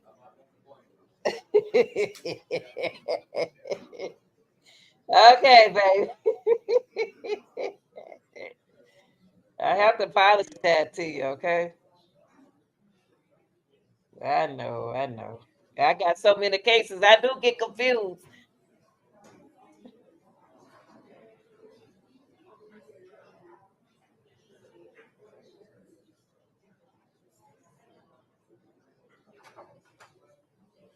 I got to laugh. You can't stop me from laughing. You can do your job, big dog. Do your job.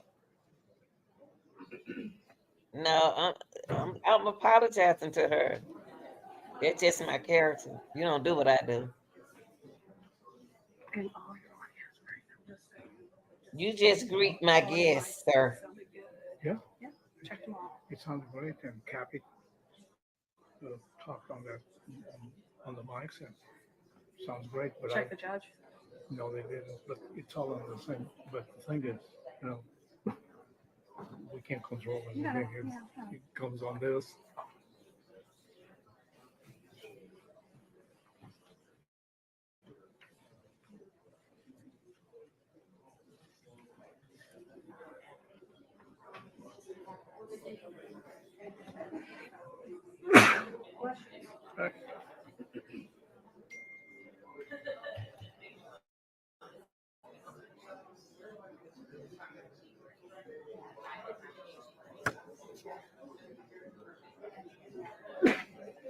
Hi.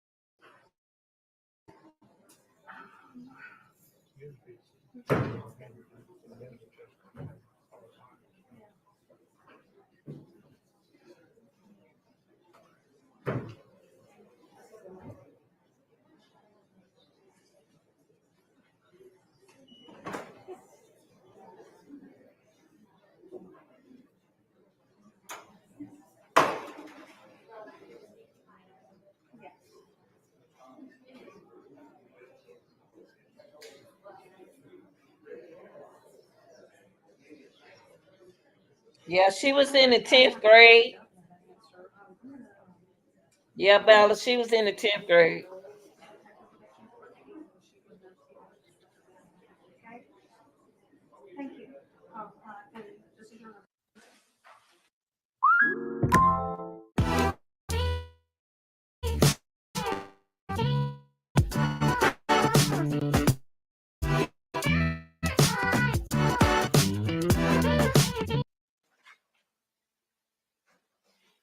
This is another sad case, but we got to protect our kids.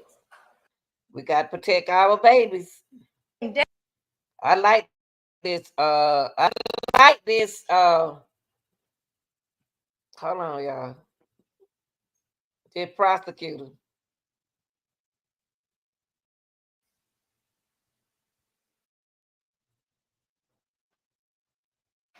That was awful. Evidence, the argument of the lawyers, and the instructions on the law by the judge. Until that time, you should not discuss the case among yourselves. During the course of the trial, the court may take breaks, during which you are permitted to separate and go about your personal affairs. During these breaks, you will not discuss the case with anyone, nor permit anyone to say anything to you or in your presence about the case. If anyone attempts to say anything to you in your presence about the case, please tell that person that you're on the jury trying the case and ask the person to stop. If the person persists, leave that person at once and immediately report the matter to the bailiff, who will advise me.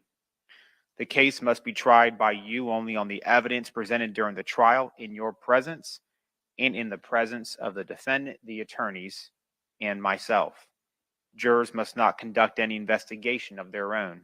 This includes reading newspapers, watching television, or using a computer, cell phone, internet, any electronic device, or any other means at all to get information related to this case or the people and places involved in this case. This applies whether you are in the courthouse, at home, or anywhere else. You must not visit places mentioned in the trial or use the internet to look at maps or pictures to see any place discussed during the trial. Jurors must not have discussions of any sort with friends or family members about the case or the people and places involved. Therefore, do not let even the closest family members make comments to you or ask questions about the trial. In this age of electronic communication, I want to stress again that just as you must not talk about this case face to face, you must not talk about it by using an electronic device.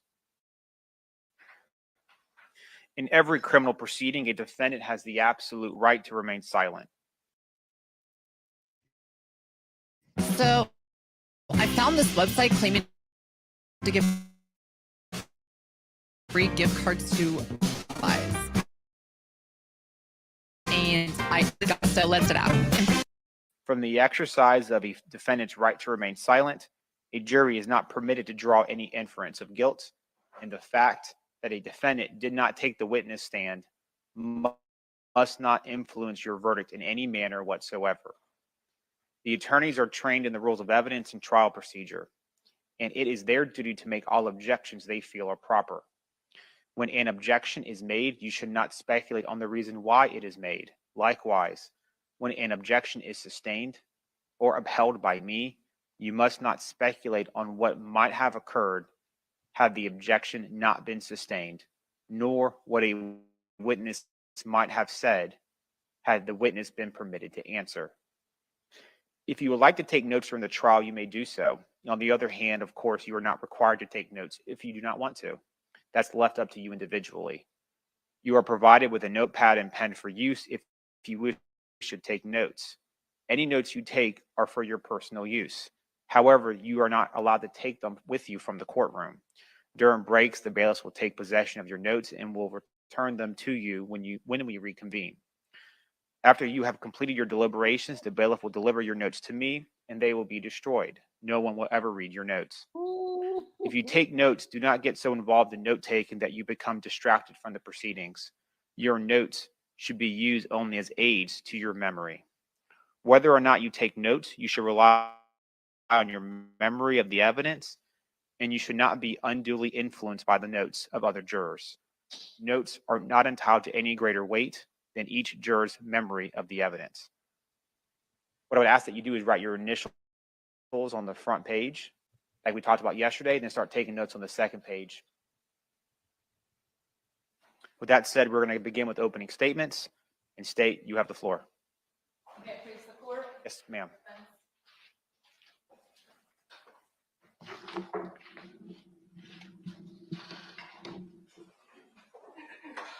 The girl might be pregnant. I can't lose my family if she has the baby. I have to get rid of the body. What was her name? Ayanna. She was 16. She was pregnant. 5 months. Talked to niece Ayanna. She's running away. Planned. Been telling her family doesn't love her. Had her come to my job, Ace Pick Apart, off of North Main Street. Why your job? The dumpster's at my job. I control what gets done. Did you kill her one day and dump her body the next? Yeah. They're going to give me the needle. Why? 1, premeditated murder. 2, young adult with an unborn child, 5 months. They consider that too. Did you shoot her? Did you shoot her in the head? No, not head, heart. Welcome, class. Do you guys know the theme of the book? The theme is the NFL on CBS streams live on Paramount Plus. Ladies and gentlemen of the jury, those statements you will hear not only from the defendant's voice or brother, Joseph Quiles. So good morning, ladies and gentlemen of the jury, the state of Florida, Mr.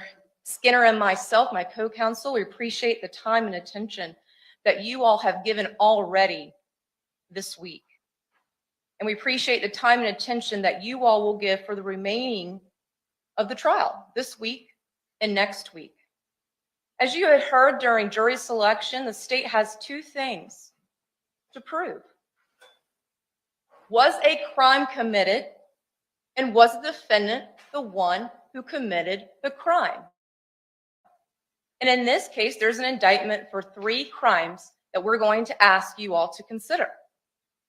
First-degree premeditated murder of IS, first-degree premeditated murder of her unborn child, and sexual battery. There will be material facts that your honor will instruct upon, and then you, as the fact finders, will weigh that evidence presented during the trial of whether or not the state of Florida has met that burden beyond a reasonable doubt to all of those material facts. Now we're about to go through a little synopsis because opening statements are not evidence. They are what we believe the evidence will show throughout the pendency of this case. And there's going to be several witnesses called and also many items of physical evidence. I like to use the analogy of you're starting off with a puzzle. That's where we're at today. We just purchased it at the store. We got the box. We're dumping out the pieces. We're laying it on the table. And one by one, state submits to you. Each piece will start to come into place. And then by end of the trial, that puzzle will be completed. So in thinking about, again, why we're here today, on December 19th, 2018, I'm going to say her name one time, but then I'm going to be using her initials. Ayanna Sawyer was 16 years old. She was 5 months pregnant. She was a high school student at Terry Parker. She was in the 10th grade. She went to school that day. However, she left school early. You will see video surveillance. The last time her family knew her to be alive, when she walked off of that school lot at approximately 11 a.m. For several hours, it was unknown that IS had left school. It was not known until you will hear she has a sister by the name, and I'll say her name one time, Samaya Sawyer. They were only 1 year apart. They went to the same school. They were set to ride the bus home that afternoon. The IS was not on that bus. And then that's what started the events of why we're here today. So I'm going to bring you back in time just a moment. You are going to hear some evidence from March of 2018. You are going to hear that IS had a sexual relationship with a neighbor. IS, you will hear, was 15 at the time. You will also hear that the neighbor, his name was Kamar Humphrey, and that he was 20 years old at the time. The mom of IS and SS, you will also hear from, Kimberly Mobley. She found out, she reported it to police, and her 15-year-old daughter, IS, went through a sexual assault examination. Recordings just got better.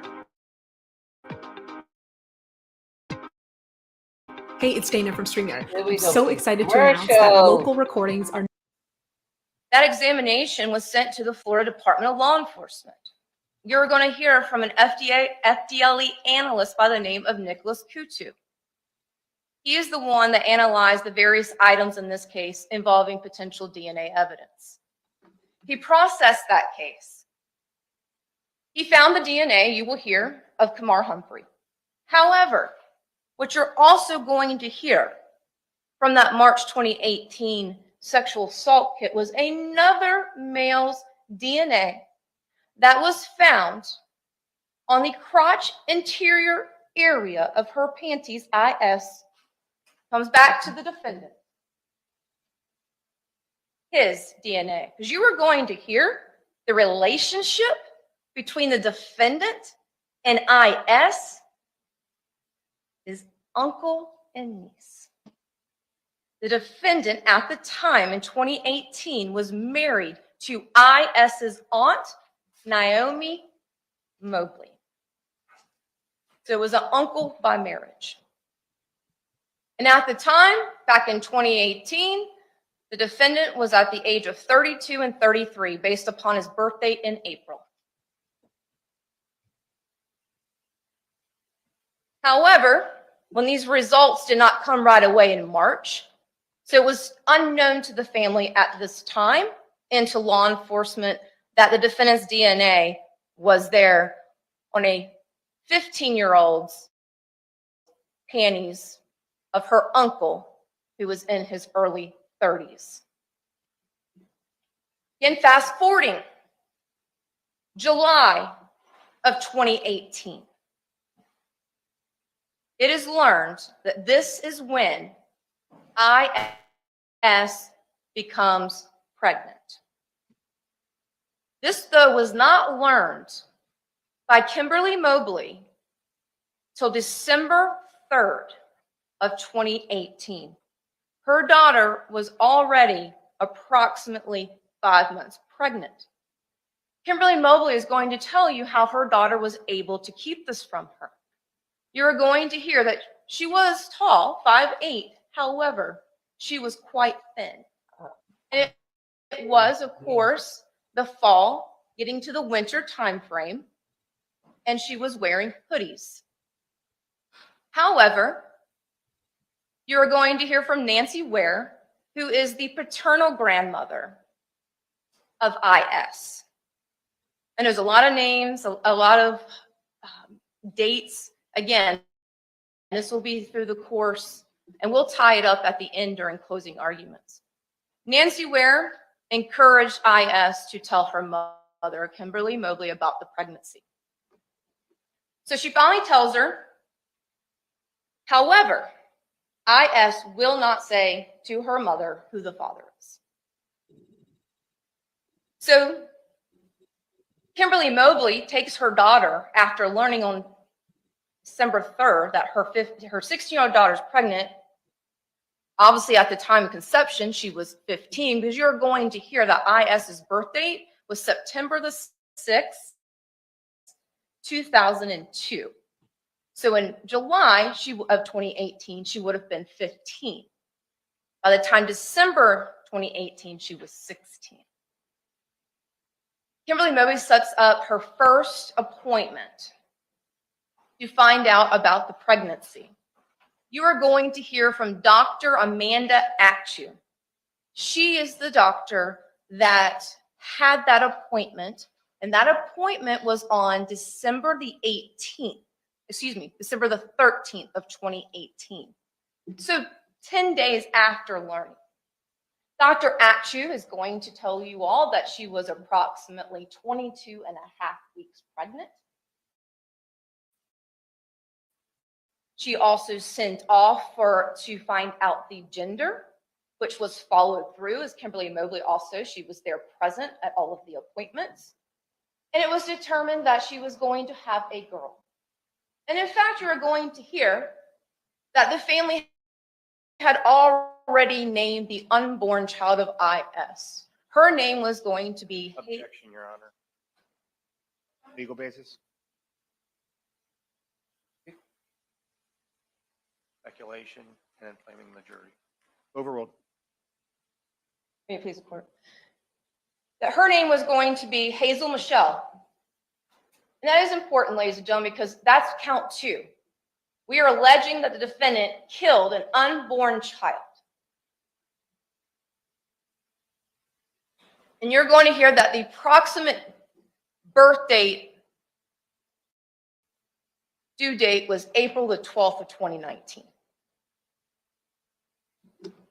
Then, thinking about that time frame in December, confirmation of pregnancy on December 13th, it's spreading now through the family of Kimberly Mobley, because you're going to hear Kimberly Mobley has a large family. She has 4 sisters. She has a brother. And of course, you've already heard that one of her sisters, Naomi, was married at the time to the defendant.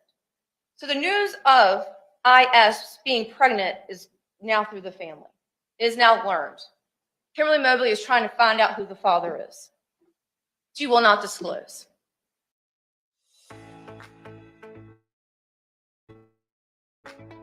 Really find your calling at first. Really takes some time to sit. So in thinking about that, you're also going to hear from Nancy Ware. Again, that is the paternal grandmother.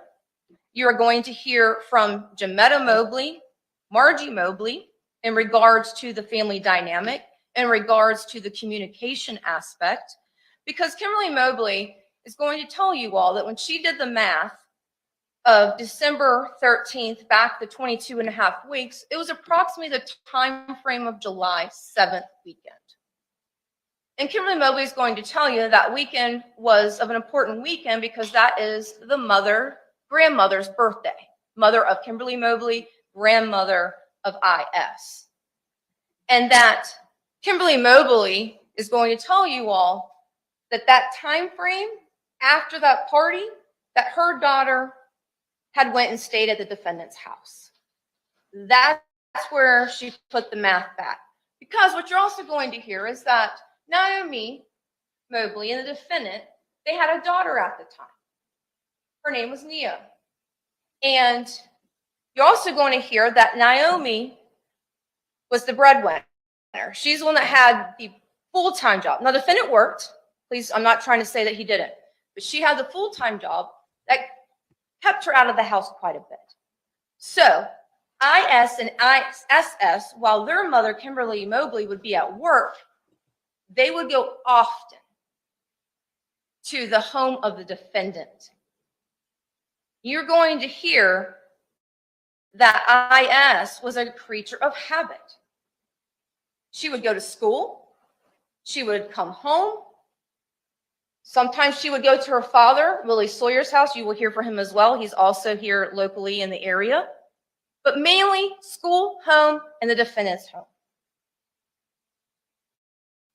The defendant would be watching over them while their aunt and their mom was at work. And then they would also help with the young daughter of the defendant, their baby cousin. And you're going to hear that this was throughout a period of time. Then you're also going to hear that, though, from December 19th, 2018, no one has heard from her. Chick-fil-A, where she worked, you're going to hear she never picked up her last 2 checks.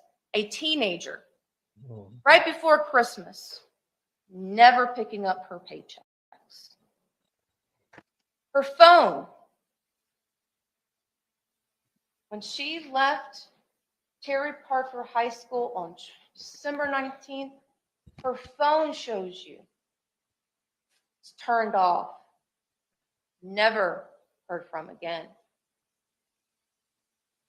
Banking with Navy Federal Credit Union.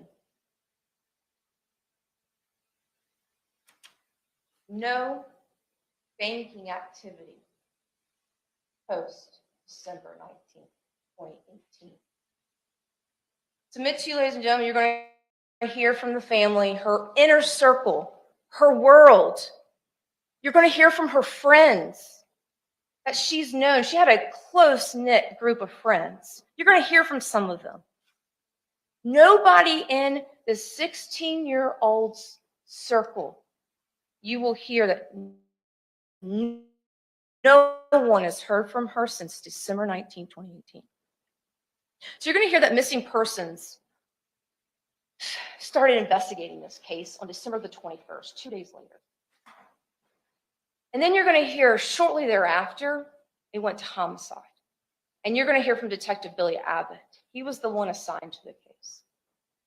But ladies and gentlemen, fast forwarding, this case, you were going to hear broke open because the defendant's biological brother called Jacksonville Sheriff's Office on January the 8th, 2019. You're going to hear from Joseph Quiles, his biological brother who lives in New York. Joseph Quiles called to tell JSO that his brother, the defendant, called him back in December 19th or 20th. He said he couldn't remember the exact date, and told him that the girl might be pregnant. I cannot lose my family. If she has the baby, I have to get rid of the body. Joseph Quiles is going to tell you that the defendant was having an inappropriate sexual relationship with his underage niece. He thought the baby could be his. The family was pressuring for the identity of the father. Asked about an abortion. The family did not want an abortion. The pressure is on. The defendant has her come to his work because he works at Ace Pick-a-Part, and you're going to see some photographs to kind of get an understanding. It is a large area off of North Main Street where people can come and get parts. They crush vehicles, have tires. Yes, you're going to hear there's video surveillance there, and you're going to see some of it. But guess what? The defendant knows. Diamond, you should have gave me the heads up that you were bringing in a friend. Can be very dangerous. That it doesn't capture everywhere. There are areas for the public, and there are areas just for employee personnel. The defendant says, I have her come to my work. I have her come to back area where no one can see her. I try, this is what he tells Joseph Quiles. I submit you're going to hear.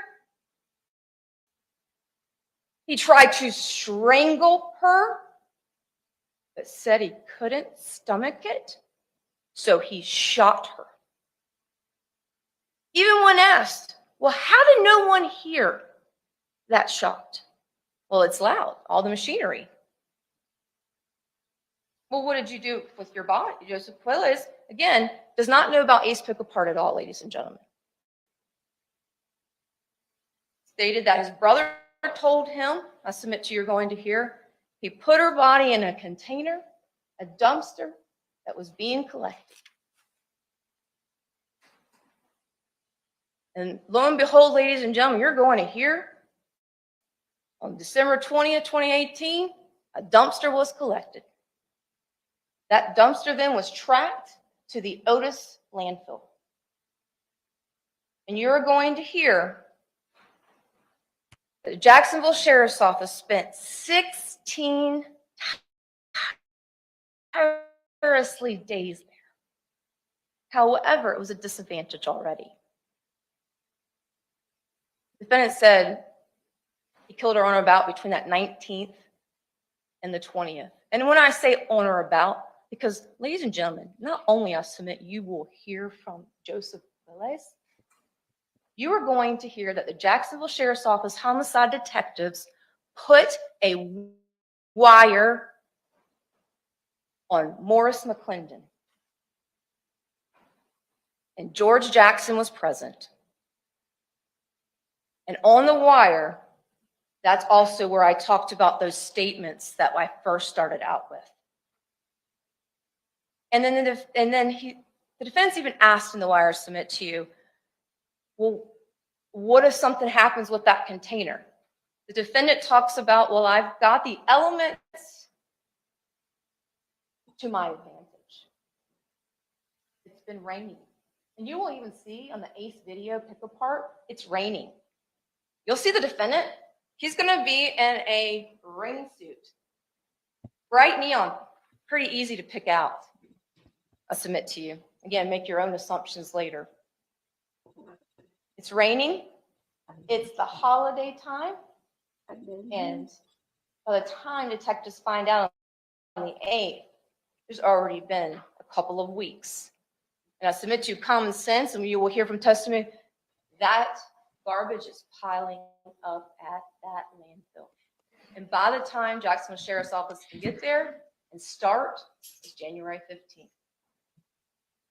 Several days, several couple weeks later. And you're going to hear, ladies and gentlemen, we own it. We did not find IS. However, there were items found at the landfill. Because what you're also going to hear is that IS liked the brand Victoria's Secret, and that she left with several items of her Victoria's Secret brand that she had. And there are a couple things that the family will point out, Kimberly Mobley and Samaya Sawyer, that is in fact IS's. Black Mammy. But you're also, and you're going to hear about the firearm. Yeah. The defendant talks about, I used my 9mm firearm. You're going to hear, I submit to you, you'll hear that in the wire. And he states, and so the same day, I also had to go and, fire the gun just in case. So Jacksonville Sheriff's Office goes to the gun gallery, and lo and behold, on 12/20/2018, the defendant came and shot his 9mm firearm. That 9mm firearm was taken, and it is in custody, and you all will see that during this case. Another thing, too, to think about is you are going to hear that Don Quay and parsley. And I submit parsley is a common thing that most people hear about for cooking, but a lot of people have not necessarily heard about Don Quay. You're going to hear that if a woman takes those two items, you're going to hear from Dr. Thomas. She also did the sexual assault examination of IS back in March of 2018. You are going to hear that those two items combined can make a woman have a miscarriage. And you are going to hear from SS that that's what was given to IS and SS in regards to the Donkwe and the parsley for IS to have a miscarriage. Because you're going to hear that there was a code name for the defendant. The code name for the defendant was Jose. That's how IS would refer to the romantic partner in her life, as Jose. But SS is going to tell you that Jose was in fact the defendant. Because when you even hear from IS's friends, they only knew the person to be Jose. They never knew who the person was either. This was a deep, guarded secret. But again, it was her uncle. And so what we're going to find out from those two items, they are found in the bedroom because IS and SS shared a bedroom. Now, what we're also going to learn, though, those two items were purchased on the defendant's Amazon account from their Wells Fargo bank account, was paid for in October of 2017. So again, going back to linking those items to the defendant. Now, defendant talks about, I'll submit to you all, and the wire as well, about having an inappropriate sexual relationship with the defendant. In fact, at one point, even in the wire, I submit, you're going to hear, they ask, well, how did you manage to have sex with your wife around? And then the defendant's response, I submit that you will hear, I mean, just random spots. You know what I'm saying. Go to the store, in the car. And I submit to you this was going on during this 2018 year. Because there's another thing you're going to hear from SS. The defendant liked to talk to SS and IS on Snapchat. Not regular texting, not regular phone, but Snapchat. And SS is going to tell you the reason why is because Snapchat messages disappear. However, IS had more than one Snapchat account. She had XS Yana. Yana was a nickname of her first name. And then she had Princess 446. And ladies and gentlemen, submit to you that the defendant was using Princess 446 so nobody would know. And I submit to you, you're going to see these messages. And these messages are from 2018. And they show about the horrific sexual relationship the defendant was having with his niece. There will be indicators in those messages that it's clearly the defendant. You're going to hear about his wife, your mother, you're 16, you're going to go to college, can't believe you're pregnant, even telling her, I'll give you another child.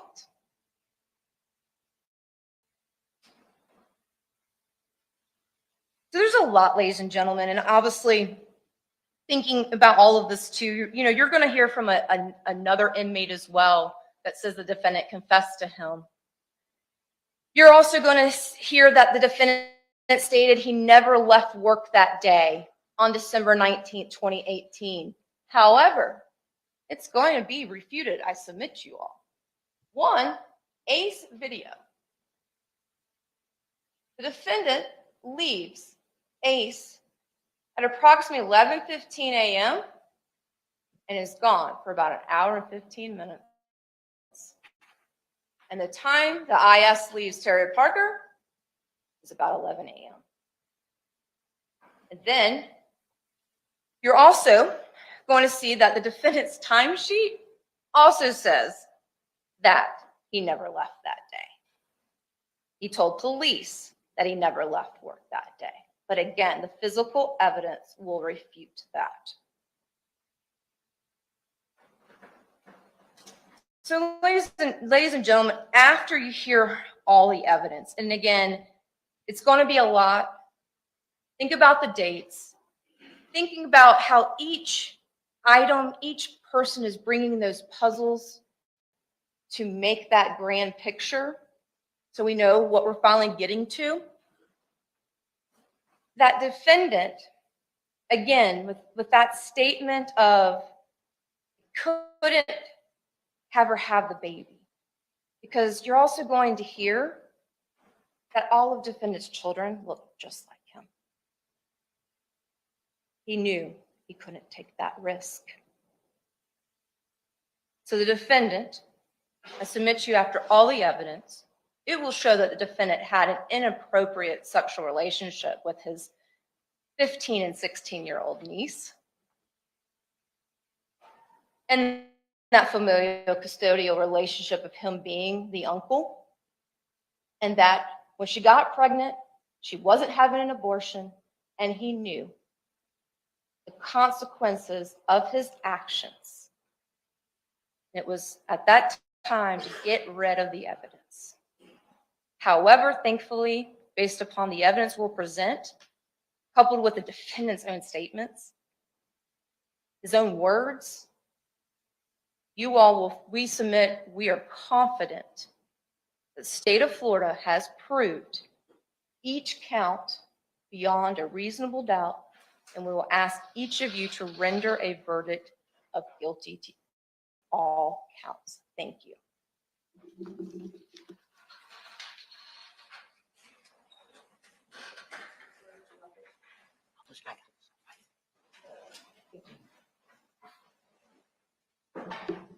Defense, you may inquire. You're ready. Thank you, Your Honor.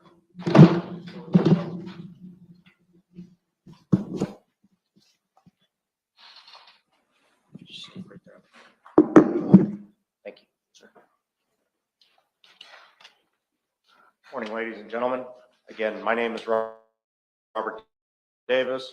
Myself, along with Christine Michelle, represent Johnathan Quiles in this matter. As stated, the state, Mr. Skinner, Ms. French, they represent the state. These are great people that have a very tough job. But that does not mean that they don't have to meet their burden.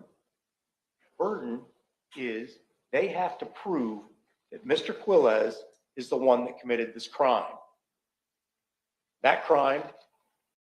So I've been using this retinol serum for a few months now, and I have to say, it's probably the best retinol serum I've ever tried. Overall, it's much more even. Why pay over $100 a month for cable when it's half the cost for Fubo TV? Get all the channels you want. Breaking news and live sports. Entertainment for the whole family. Rated #1 in customer satisfaction by J.D. Power. Try free at FuboTV.com.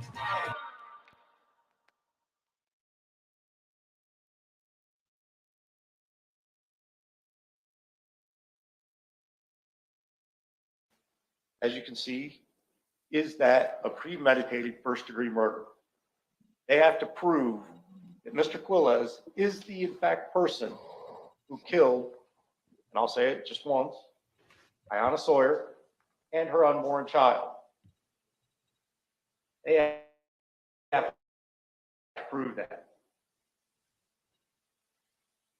And they also have to prove that he premeditated it and did it in such a way to make sure, as the state said, that this was a heinous crime.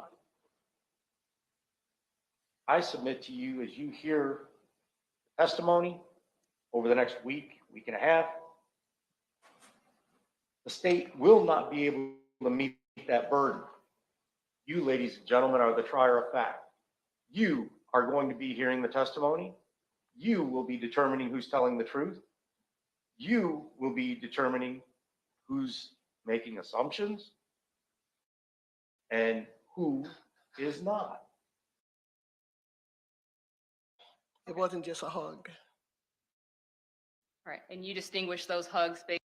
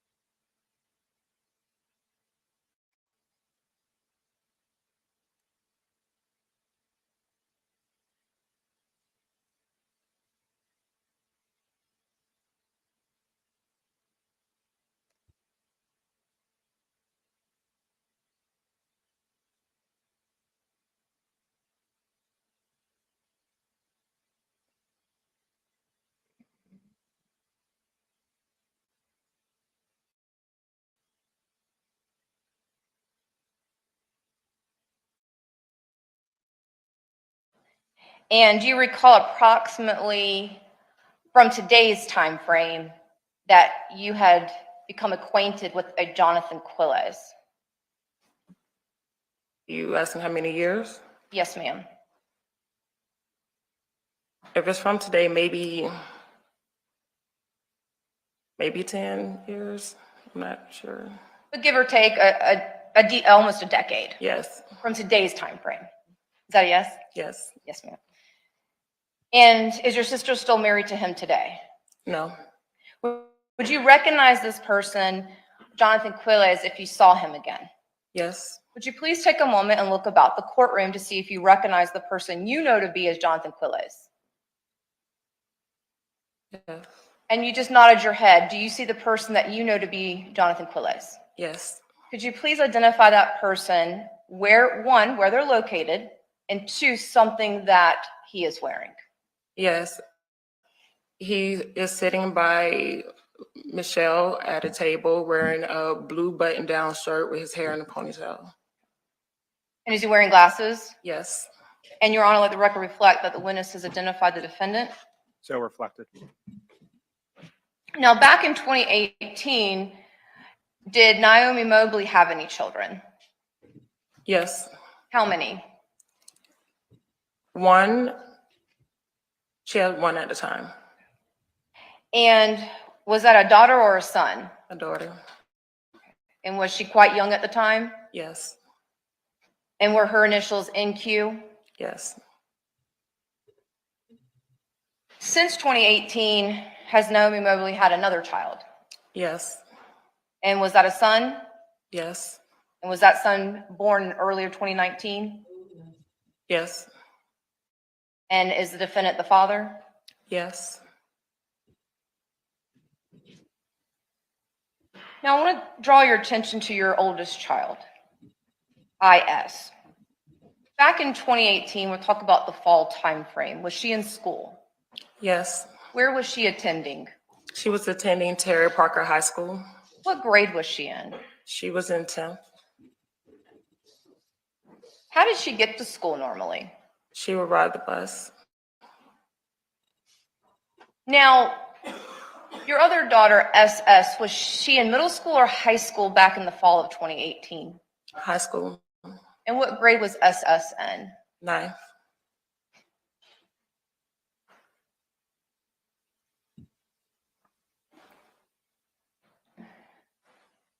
Was IS considered a homebody?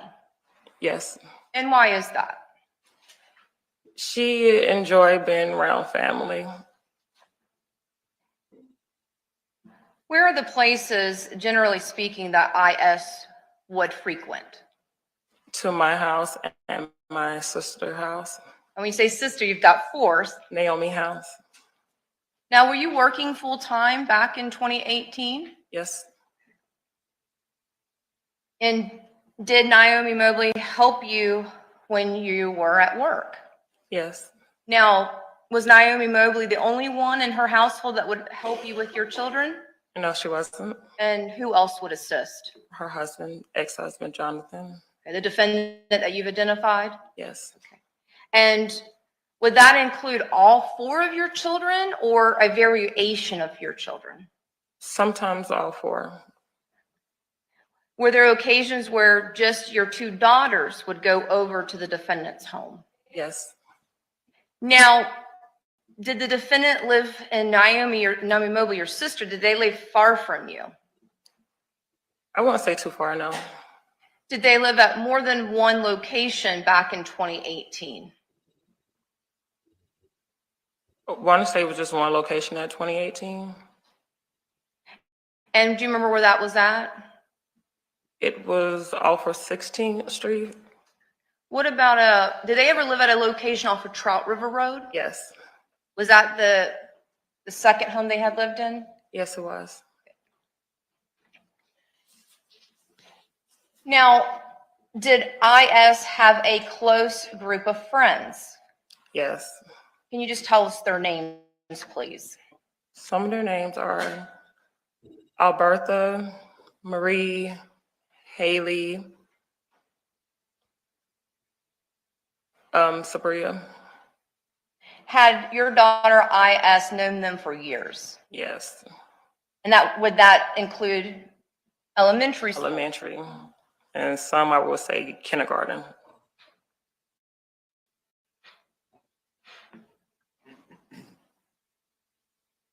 Would IS go over to any of her friends' homes? Not really. She visited Sabria before a few times, but she never stayed the night. In fact, did IS ever stay the night at any of her friends' homes? No.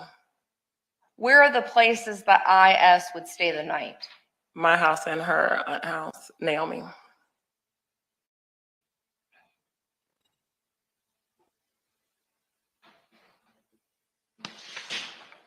Was IS a good student? Yes. In fact, did she have straight A's? Yes, she did.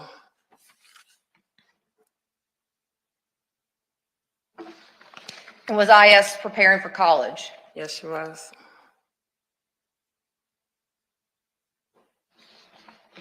Did IS have a cell phone? Yes. And did someone in your family help provide that cell phone to her? Yes. And who was that? I think the cell phone that she had, it was her cell phone services through her grandparents. Okay, that's just all I'm asking right now. And would that be on your side, ma'am, or her father's side? Her father's side. And are their names Nancy and Clifford where? Yes, it is.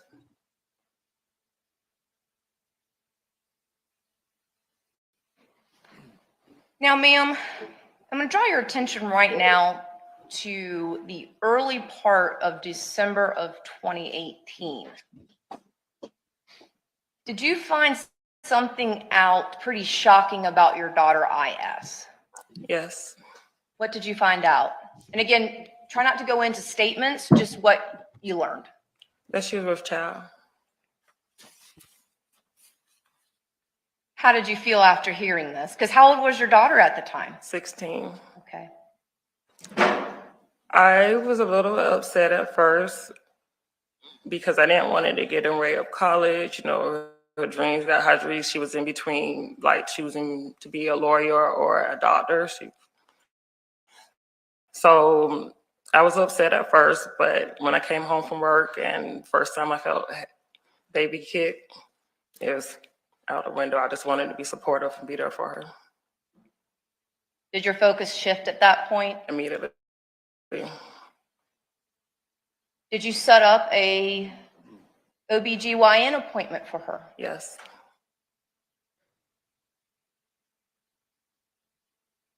And specifically, do you remember what date you learned that your daughter IS was pregnant?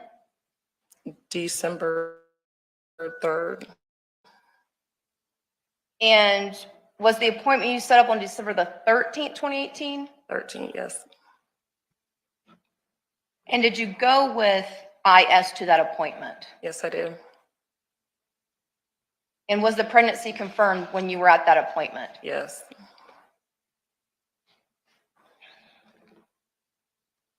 Did you also learn how far along IS was? Yes. How far along? She was about 5 months, 22 weeks. Now, how did you not know that your daughter was pregnant since she was already 5 months along? Ayana. Physical standpoint, I apologize for interrupting. Ayana, IS, she's tall, she's slim, and then also she wore a lot of hoodies over her. In fact, was she about 5'8"? Yes. But quite thin? Yeah, she's thin.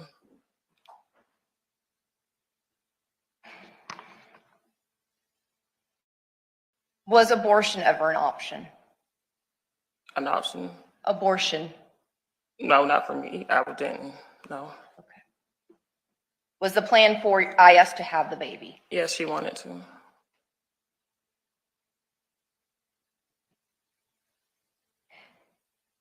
Did you find out the gender of IS's child? Yes. And what was it? Gender was a girl. And had she been named? Yes. And what was that name? Hazel Michelle Mobley.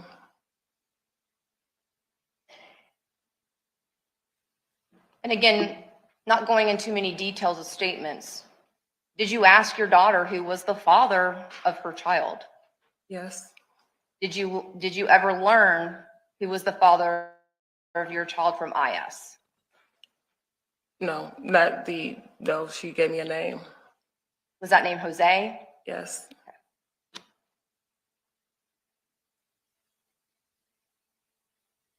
Now, did you do some math regarding that approximate 5 months time frame that your daughter was at? Yes.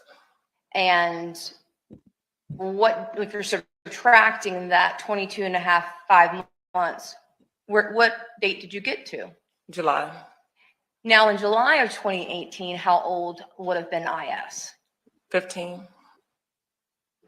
And shortly before that July 2018 timeframe, did IS and SS go somewhere that summer? Yes. Where did they go? To their grandparents' house. Would that be Mr. and Mrs. Ware? Yes. And do they live out of state? Yes, they do. In fact, do they live in Columbus, Georgia? Yes. Do you know when SS and IS came back from Georgia? Yes. How do you know that? Because it was my mom's birthday. And what day is your mom's birthday? July 7th. Did you and your family have a birthday party for your mother? Yes. And was it actually on her birthday? Yes, it was. Was it a weekend? Yes. That year? Now, did SS come home with you after the party? After the party. I'm talking about SS. Like to grab clothes from the house? I'm just asking that. Well, let me rephrase my question. Maybe this will be a little bit easier. First, I'm about SS. Did SS come back to your home and stay at your home? Oh, no. What about IS? No. And where did IS and SS, if they even stayed at the same place, go to? Their aunt house, Naomi. And did they stay the night over there? Yes, they did. And just to be clear, that's also where the defendant was living. Yes.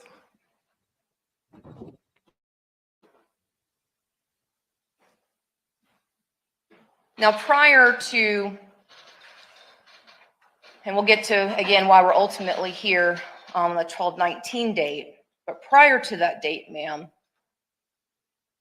did you accuse someone of being the father of IS's baby prior to her disappearing from Terry Parker High School?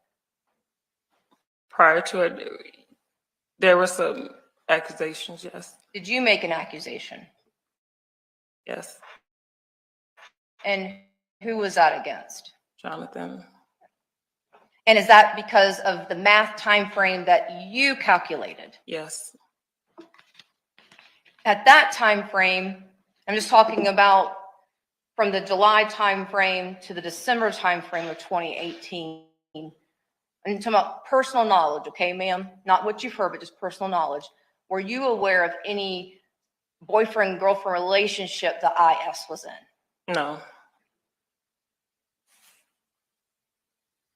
Now, kind of going back, thinking about potential boyfriend-girlfriend situations for IS, going back earlier in 2018, did you also learn something involving your daughter and a neighbor? Yes. And was that person Kamar Humphrey? Yes, it was. And back in March of 2018, how old was your daughter? 15. And was the neighbor 20 years old? Yes. Did you report that to the police? I did. And the next day, did you accompany your daughter to have a sexual assault examination? I did.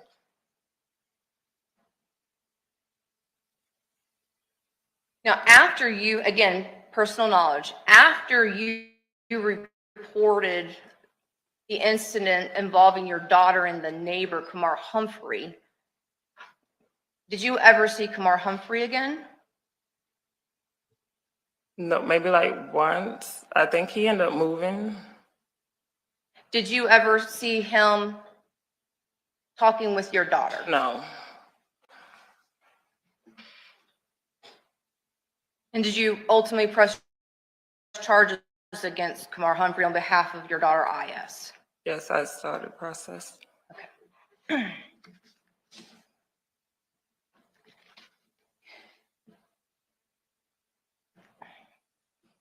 Now, did your daughter like a particular brand? Yes. What brand was that?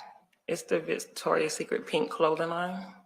And did she like all the aspects of that brand?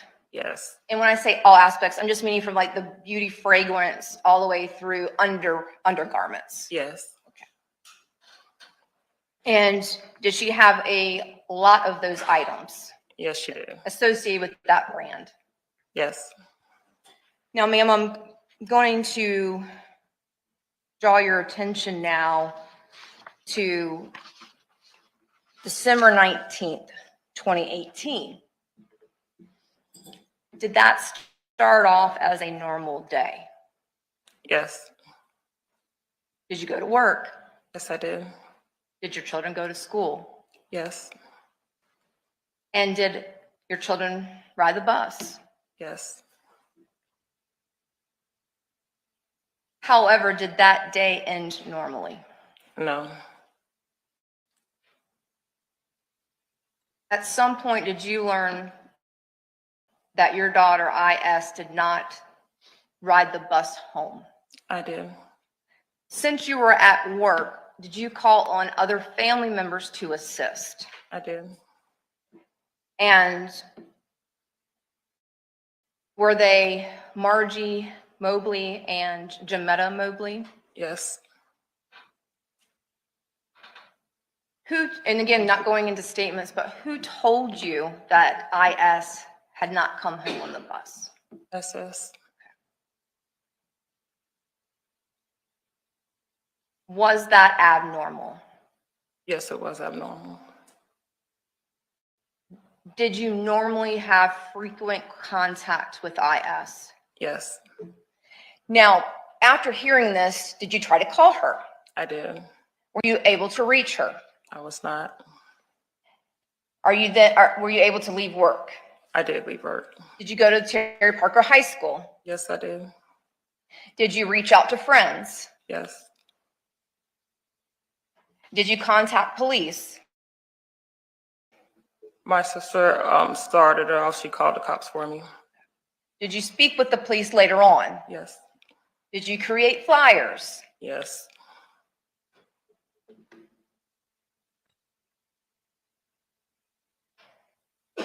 However, did you ever hear from IS? No. Where did IS work back in 2018? At Chick-fil-A.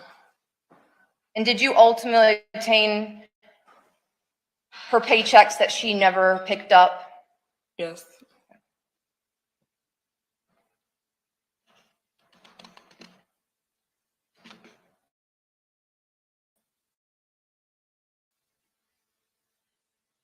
Now, did you go through IS's room? Yes. Were you doing anything and everything to find out why your daughter was not home? Yes. Did IS and SS share a bedroom? They did. What did you notice was missing from IS's portion of the bedroom? Bras. That was from that Victoria's Secret pink brand? Yes. Did you let police know? Yes. Now, we've been talking a lot about IS.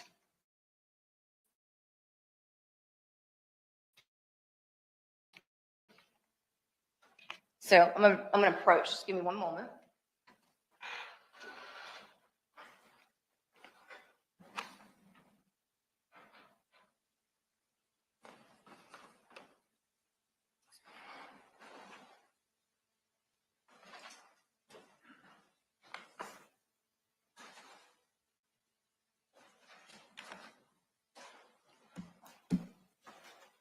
Ma'am, I'm showing you what's been marked as stipulation states evidence 22.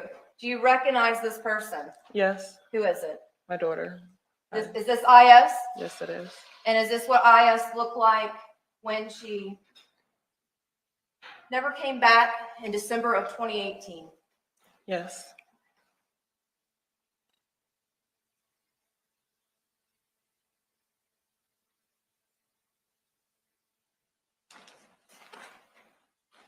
Next, I'm showing you states evidence 23. Do you recognize it? I do. And can you tell us what is states evidence 23? It's IS. And what is it showing about IS? Her pregnancy, her stomach. Can we see that she is pregnant in states evidence 23? Yes. And is she also wearing her favorite brand? Yes.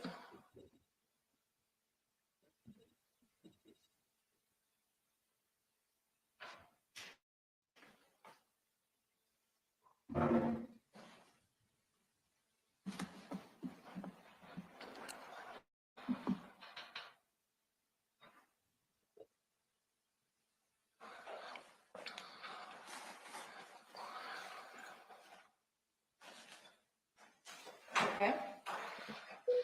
And in states evidence 23, was this photograph taken near the time frame before December 19, 2018? Yes.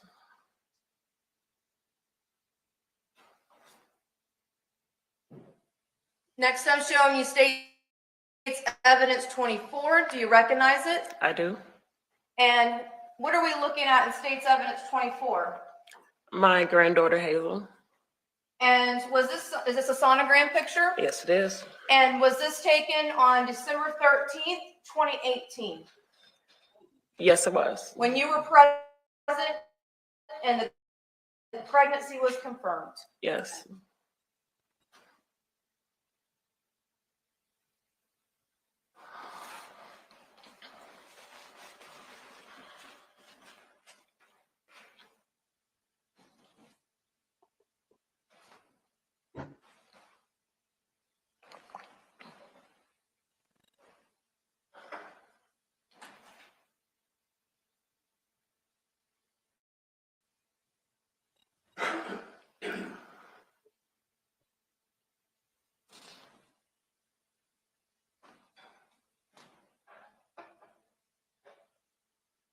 Now, ma'am, at some point, did you get contacted by a homicide detective, Billy Abbott?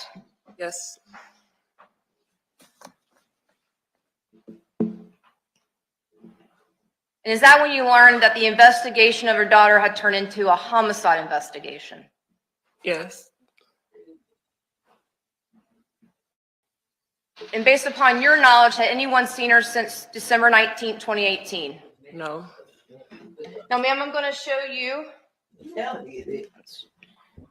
which marked as states evidence 25, that's been stipulated into evidence. Ma'am, is your screen up? Yes, it is. Okay, yes, ma'am.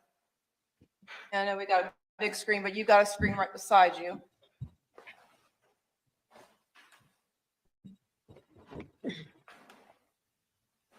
Members of the jury, are your TV monitors working? Okay. If at any point they're not working and you think they should be based off what your testimony is, just raise your hand, let me know so I don't have to keep asking you this. Sit down. Now, ma'am, in states evidence 25, are we looking at Terry Parker High School? Yes, we are.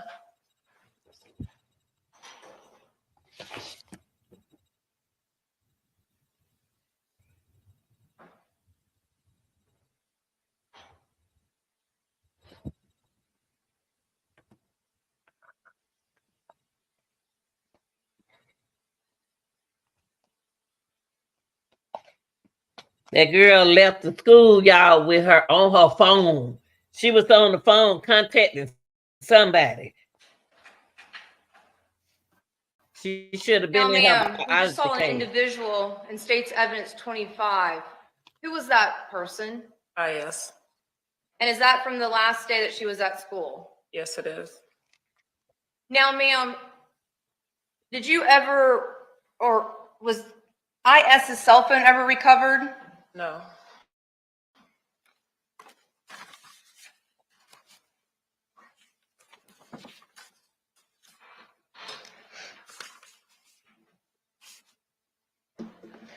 After speaking with Detective Abbott, were you informed that they were going to search the landfill? Yes. And were you asked to look at some of the items from the landfill? So Some of the items that were found from the landfill later on? later on. However, while JSO was at the landfill, were you asked if you could describe any of the Victoria's Secret undergarments? Yes. Was there a time frame that you and your sister and yourself, and you can clarify which, I believe it was Jametta, or is it Paula? Paula. Thank you. I appreciate that. That you, Paula Mobley, and then your daughter IS, did the three of you get matching undergarments from Victoria's Secret? Yes. And did you describe those undergarments to police? I did. And were they for a specific seasonal time frame at Victoria's Secret? It was. And was that for Valentine's Day? Yes, it was.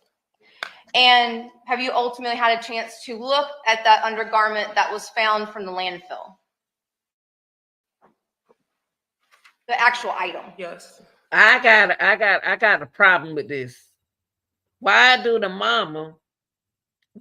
mother wear the same Victoria's Secret that her daughter has on Valentine's Day? You sound like some jealousy here, y'all. This ain't right. I don't want nothing that my daughter wearing for her man on Valentine's Day. Which the mother said that she didn't have no boyfriend. Why would the girl be buying matching underwear with her mom? Come on now. Put two and two together.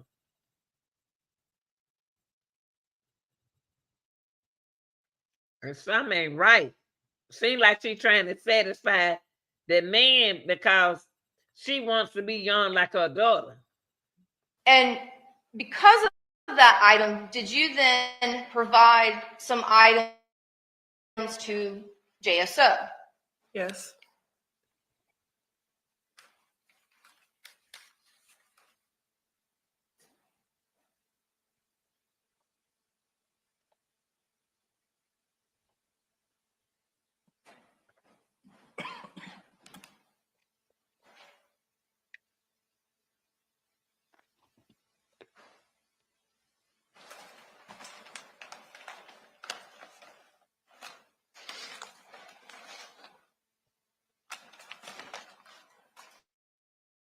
So, ma'am, I'm showing you states evidence 45 and 46. Do you recognize them? I do. And how do you recognize states evidence 45 and 46? Because Here, make sure, I'll stand up to make sure the microphone. they were a gift from my sister. And can you tell us what they are? They're Victoria's Secret Valentine's Day underwear. And are these the two items that you provided to JSO? I did. Now, were you shown the item like we talked about in states evidence 42? Yes. And did you recognize states evidence 42? Yes. What did you recognize states evidence 42 to be? IS underwear. And that was, again, the matching pair to what you and your sister had. Thank you. It is.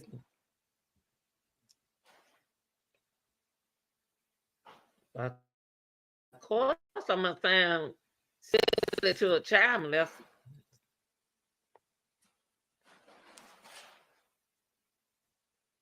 Why would I wear the same thing my daughter wear?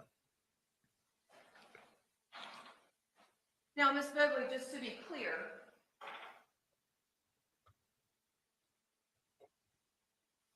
these items 45 and 46 were in your possession, correct? Yes. However, states evidence 42 was from the landfill. Yes.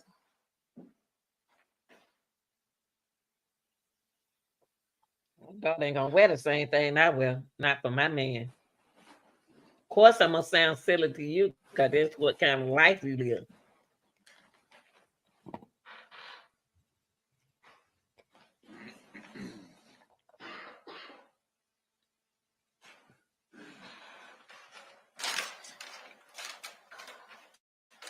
I'm showing you now what's been marked and stipulated as State's Evidence 43A. Do you recognize it? Yes. Now, is it a bra? Yes, it is. Is it from Victoria's Secret? Yes, it is. And did State's Evidence 43 from the landfill look similar to a bra that IS had? Yes.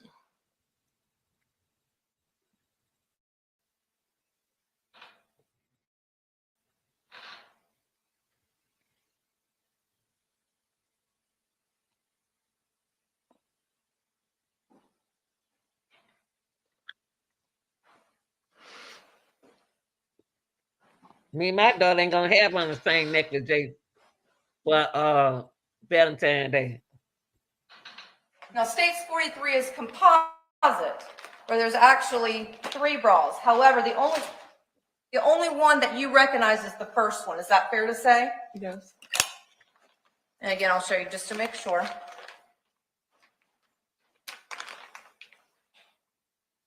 She young. But the one that you feel more confident about is 43A? Yes. Okay.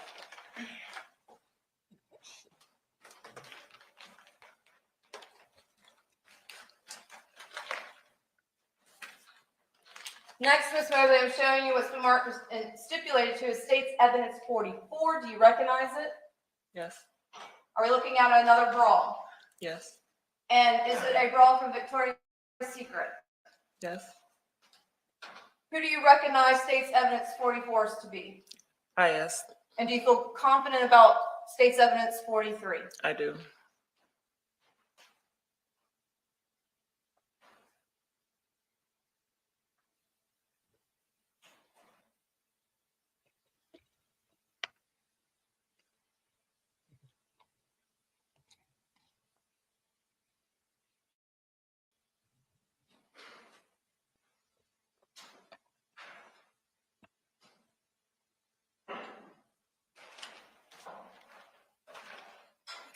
I don't know. Something ain't right with the mama.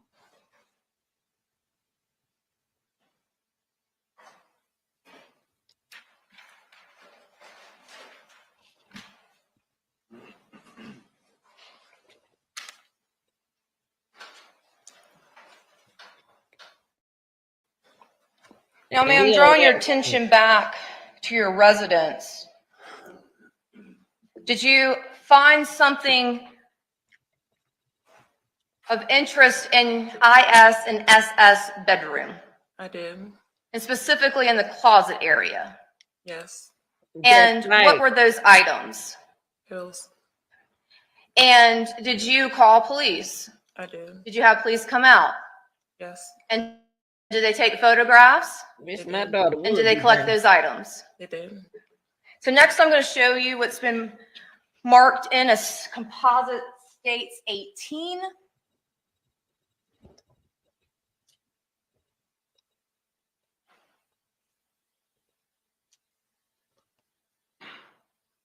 Something ain't right with the mama.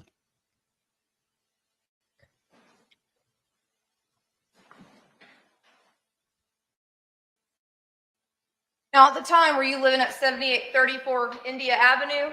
Yes. And that's where IS was living as well? Yes.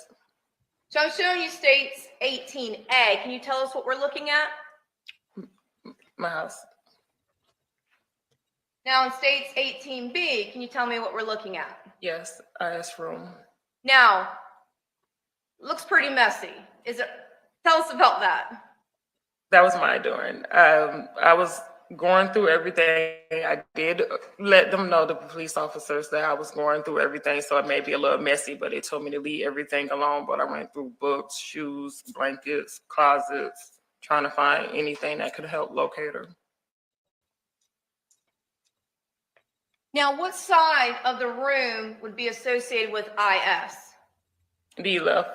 And if you actually just take your finger, you can draw. Do you mind just circling? Yeah, take your finger, you can actually touch the screen. Yes, ma'am. Oh, okay.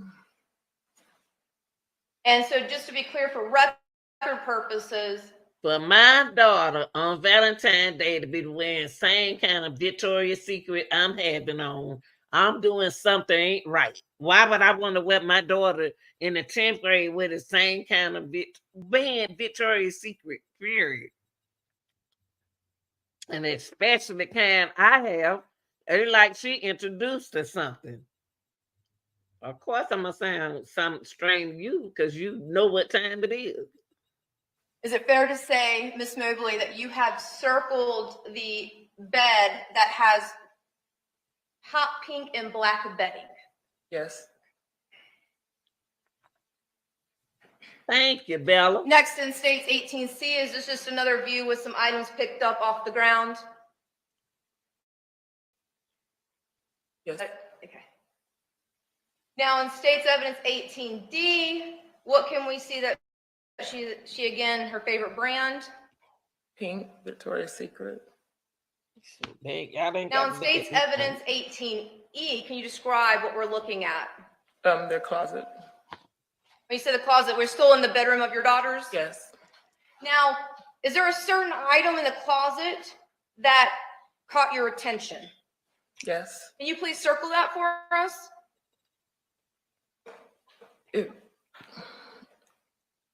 Well, it's a shoebox. Here, I'll let you start over. No worries. There you go. You said a shoebox. Yes. Is that an Adidas shoebox? I don't recall the exact shoebox. That's okay. No worries. What color is the shoebox? I don't recall the exact shoebox. That's okay. All right, let's keep looking here. States 18F. Is that a closer view of shoebox? Yes. All right. Now I'm showing you States 18G. Do you recognize it? I do. How do you recognize it? Because those are the items I called about. So is that the shoebox that we're talking Yes. about? Does that help refresh your recollection? Yes. Now, are these the items that you found within that shoebox? Yes, I did. And what were those items? Parsley and Donquay. And was there some tissue paper, an old Foot Locker receipt, and then a shoe tag? Is that fair to say, ma'am? Yes. Was there anything else that was in that shoebox that's not depicted in States 18I? No.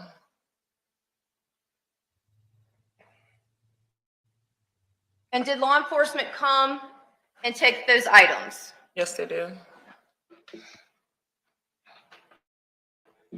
And Mama, we. Now, again, I'm just asking you a very general question. Did you learn that those pills could be connected to the defendant and your daughter IS? Yes. Okay. Is that why you wanted law enforcement to have it? Yes. Now, did you physically touch those items? I did. And based upon that, were you asked to provide your DNA? Yes. Okay. And did you willingly provide your DNA? I did.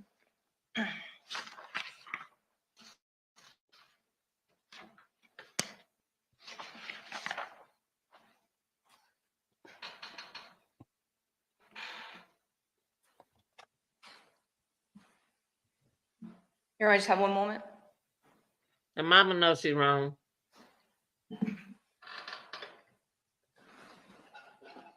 Girl in the 10th grade.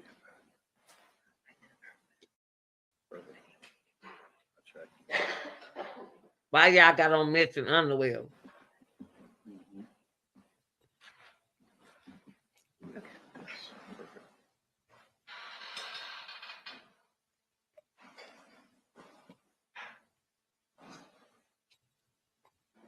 Ms. Mobley, as we sit here today, September the 14th, Why would the auntie send her something 2023, like that?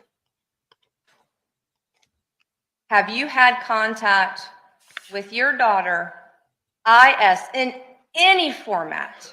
No, I haven't. Since December 19th, 2018? No. No further questions, Your Honor. Thank you. Thank you. defense. Ma'am, thank you. Thank you. The mama said she ain't have no boyfriend. Why would she be wearing them kind of Victoria's Secrets? That girl could be doing some things that she didn't want to do.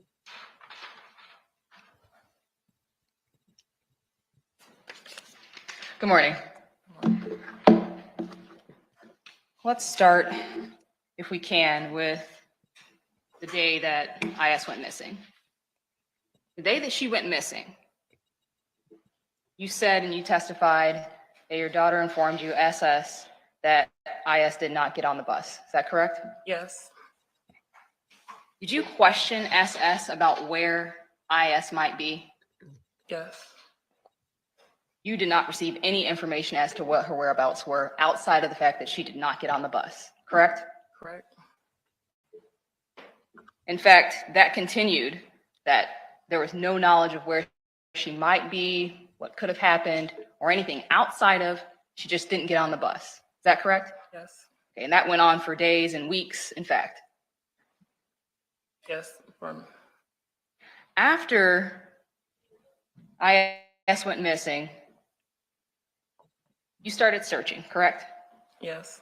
You were doing whatever you could to try and locate her and find out where she might be, correct? Yes, sorry. Yes. Thank you so much. When you were searching, at some point, did you come across, or did you try to search for her debit card usage? Yes. Okay. And did you in fact find that she had used her debit card the day she went missing? We wasn't sure. It looked like there could have been a transaction, but I don't have direct access to her bank account. We wasn't sure. Okay. And that bank account, was that one that I believe you testified to that was set up by her grandmother? Okay. And is that Miss Nancy Ware? Yes, it is. So she might have a little bit more information as to that credit card usage. Yes. As best as you can recall, though, do you recall that credit card potentially being used at a Wendy's?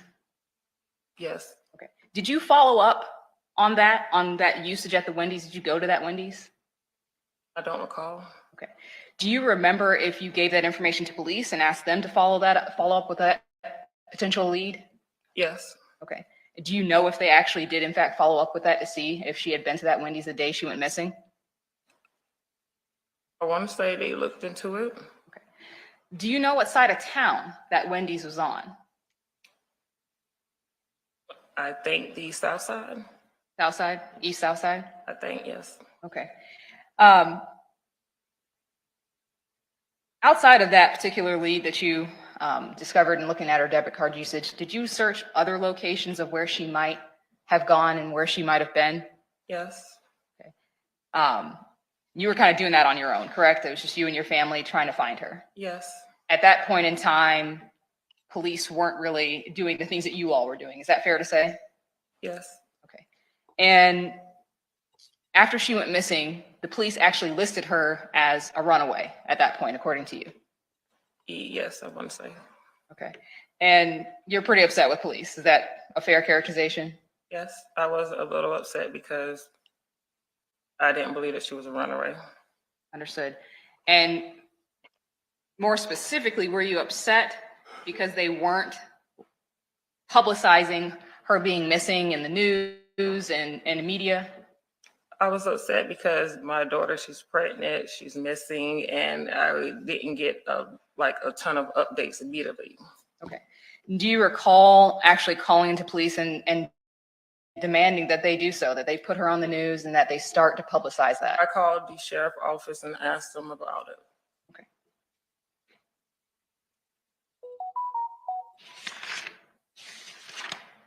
And I mean, fair to say you were trying to do anything you could to get them to publicize her being missing. Is that fair to say? Publicize, yes. I was trying to get updates.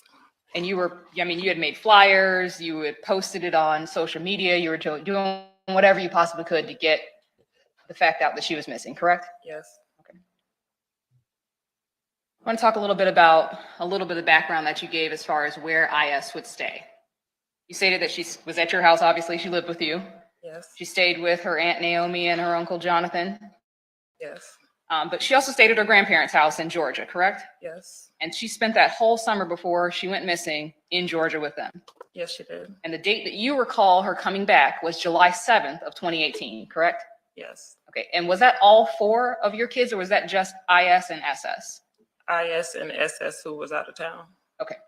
So when they came back, you said they came back for your mother's birthday party. Yes. And you remember that distinctly and confidently. That's the date. Yes.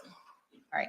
And that to you, is that the reason why, as you said, that you believe that that's the time period that she conceived the child that she was pregnant with when she went missing? Yes. You said, is that the reason why you believe that's the time period that she conceived the child that she was pregnant with when she went missing? Yes. Okay. Did you also believe that she spent a lot of time at her Aunt Naomi's house and her Uncle Johnathan's house, and so that's part of the reason as well? Yes. Okay.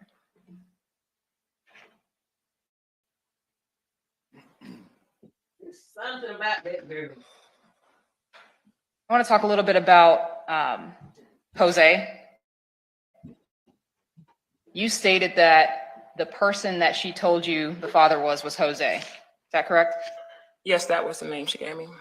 But she also gave you several other names. It was another one that she did. There were more than 2 names. Is that fair to say that she provided you with? I don't recall. I think I know of at least 2. Okay, maybe more. I don't recall. When you, at some point, I know you were trying to figure out who these people who she named as the father were. You were actually doing investigation to try and figure out who that might be, correct? Correct.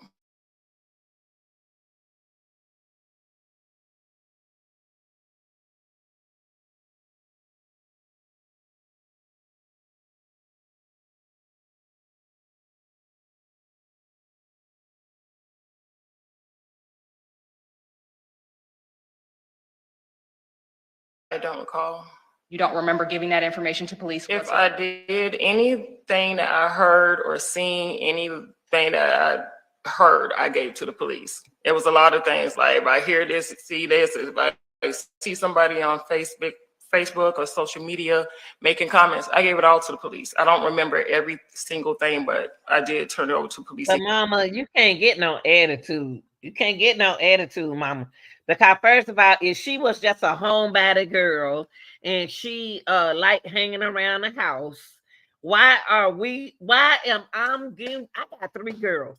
Why would I get with my daughters and say, look, let's get some matching Valentine Victoria's Secrets together? Come on, what I'm doing that for? I'm making them a lot of sense. Why I'm gonna do that? She don't need to be wearing the matching ones that I got.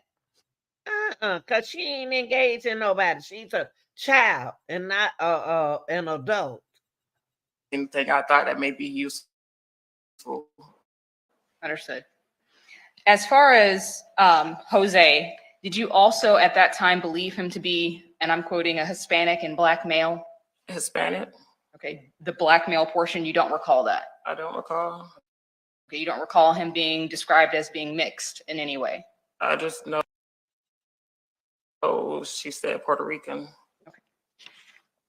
And you don't specifically remember anything as it relates to Jose residing in the Azalea Ridge apartments?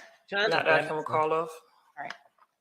You talked about your feelings about finding out that IS was pregnant. You said you were upset at first, but you decided to be supportive of her. Yes. When you were upset, I imagine that you were pretty irate to find out that your 15, 16-year-old daughter was pregnant. I was shocked. Did you yell at IS about that? I did not yell at her. Did you call her any derogatory? Are you shocked that your 16-year-old is pregnant and she ain't protected and she a homebody and she got on negligee Valentine present? Come on. How you shocked? Don't do that, mama. Come on. Take up for your daughter. Come on. You better get it right. names? Not directly, no. If I vented a little bit, it'd probably been my sister, but to be honest, I thought it was a prank.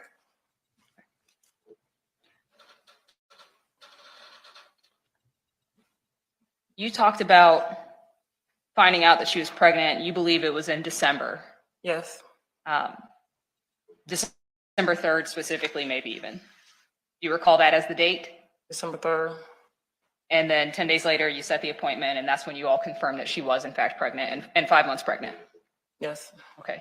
Prior to, well, you mentioned during your direct examination that accusations had been made about who the father was and that you made the accusation. That's right. It came from you that it was Johnathan Quiles who was the father. Yes, I was one. Yes. I'm sorry, repeat yourself? Yes, I did. Okay. And that accusation, you say you made that after you find out that she was pregnant? Yes. Okay. Had there ever been any accusations prior to that of Johnathan Quiles having any sort of sexual relationship with IS? You said prior to it? Prior to IS getting pregnant? Not that I recall. Okay. Let's talk about Kamar Humphrey. Do you recall when Kamar Humphrey, how you found out that Kamar Humphrey had sexually battered IS? Battered? That he sexually assaulted IS? That's it, yes. How did you find that out? I found out through my son. Okay. At that point, you did in fact report that to police? I did. And you asked police to investigate that? I did. You provided them all the information that you could as far as what you knew about that situation? So you found out, Mama, through your son that he did this, that Johnathan did this to your daughter. Why? How you find out through this your son? Y'all in the same kind of I don't get this, y'all. Something ain't right with this case, and I'm gonna get to the real nitty-gritty. Because ain't no way I got 3. And they ain't never want them to know what color and what kind of, even if they wore negligee, I'm not gonna tell them what kind I'm about to wear with them. And she a straight A student. That girl ain't interested in this. It seems like somebody took her interest off of what she wanted on to what they wanted on. Ain't nobody crazy. Common sense.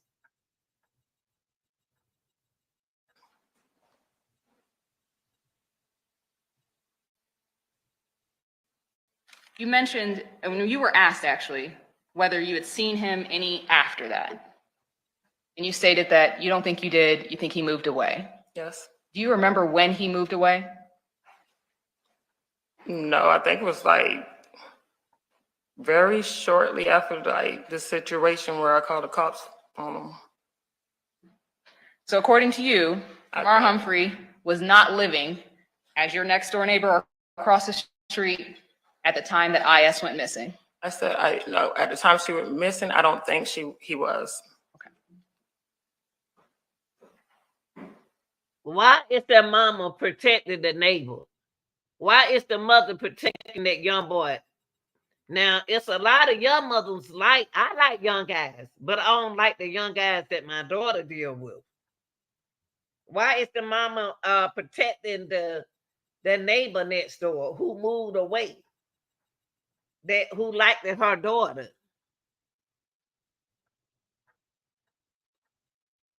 And that's what's matter.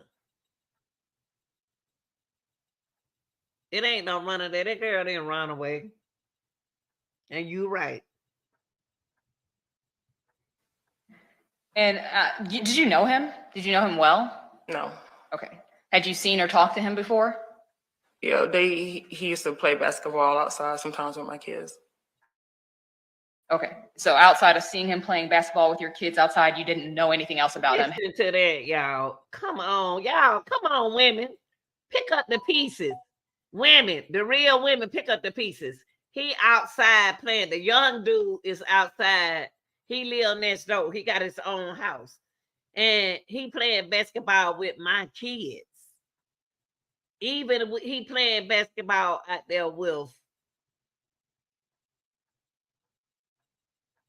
Ayana. So that means that I like this young guy right here. Man, you better move because they own you. You better get out of here. Something ain't right about this case, y'all. Ain't nothing right about this case. Something ain't right about the mama and this young guy. Had you ever had any personal personal conversations with him? No, not like, no, just like when, at the time I called the cops, but outside of that, no. So you actually confronted him about that situation when you called the cops? Yes, I asked him about it. Okay.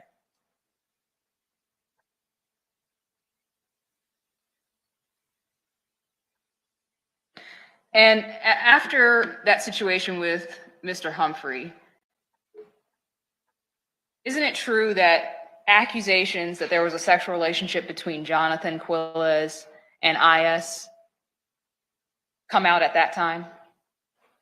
After Humphrey? Yes, around that time period. I don't recall.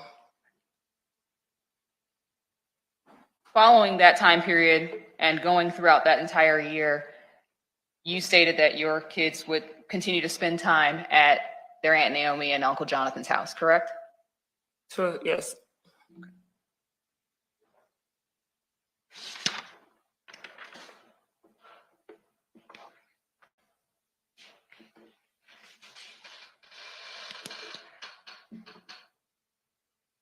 As far as Kamar's relationship with IS, outside of that one incident that you found out about and reported to police, were you aware of their relationship, of maintaining like a continuous relationship between them? No. And you don't actually know when or if there was any sort of relationship that happened or occurred after that? No. Not to my knowledge, it wasn't. All right, I want to talk to you about the items of evidence that you were shown. The first was the underwear, the Valentine's Day underwear as you described them, correct? Yes. All right. That and the bras, those bras that you identified or believe belong to IS, you cannot, as you sit here today, say for certain that those items belong to IS. They look like the items that she have. Exactly. Thank you. They look like items that you knew to have she had in her possession, but as far as knowing that those are hers, you cannot say that. Well, the underwear, I could definitely say that they look exactly like the ones that she had. Okay. And that's fine. You can definitely say it looks like the ones she has. Yes. Okay. As far as the size, do you know what size those underwear were? The ones that are in evidence right there. I don't know what size they are. If I told you they were a large, is that IS's size? Ayana picked up a little bit of weight with her pregnancy. She did sometimes. That's not. Y'all. Hey, y'all. Pick it up, y'all. Pick up the pieces. The underwear was a large. They wasn't Ayana's underwear. Ayana, mama been saying the whole time that Ayana was small. Now all of a sudden, the Ayana done picked up some weight. No, come on, mama. Come on, mama. That ain't that 10th grader underwear. That girl wears small. Her regular size is a large, but if she really wants something like boy shorts or even regular clothes, she will upsize. She didn't care. All right. When you said she was quite thin, so what would her normal size be? Thank you. I don't recall. I have to go back and look at my planner. You don't know if your child was a small, medium? It was either, I'm not sure, maybe a medium. I'm not sure. When those underwear were purchased with you, I believe your sister, you said it was a gift, and for IS, was that when she was pregnant or was that prior to when she was pregnant that you guys obtained those underwear? Before she was pregnant. Okay, would that have been, you said Valentine's Day, would that have been February around Valentine's Day? So that was well before she got pregnant. Yes. Okay, so when you say she picked up a little weight, you're talking about during pregnancy, correct? Yes. Okay, so at that time, she would have been maybe a medium according to you. She could have been. Okay, so if those underwear are a large that you identified, that would not be her size, correct? I wouldn't say that because she do wear large underwear, board shorts, and like I said earlier, she do tend to wear larger clothing. She takes my clothing. So in other words, what Mama said that, see, when you buy Victoria's Secret, for those who don't know, you have to get your regular size. Your regular size. So they keep bringing up large. What size do Mama wear? What size do the mother wear? That girl got to wear small because she in the 10th grade. All right, let's talk about the a couple other things.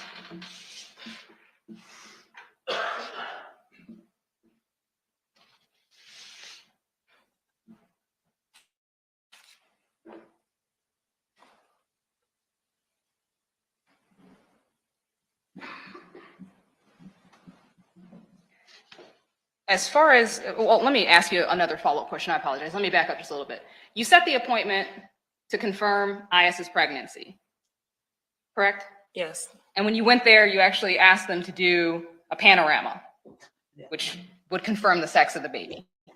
I actually I got a referral to have it done.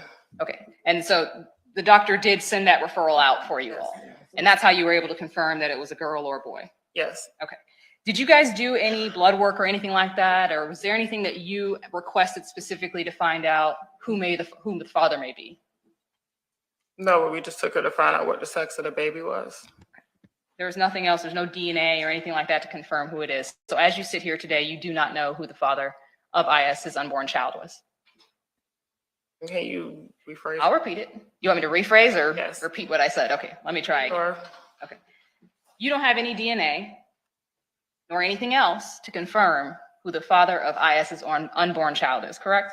I don't personally have DNA, no. Okay. Did you know IS to be in any other relationships? I mean, like boyfriend, girlfriend type of relationships during that time period? No. Okay. And was that something that she would have confided in you about? Is that the type of conversations you all would have? We had all type of conversations, but I wasn't aware of any boyfriend. Fair to say that might be something she wouldn't share with you. If it's not, you can say she would share with me. That's fine if that's how you feel. I think to a certain extent she may.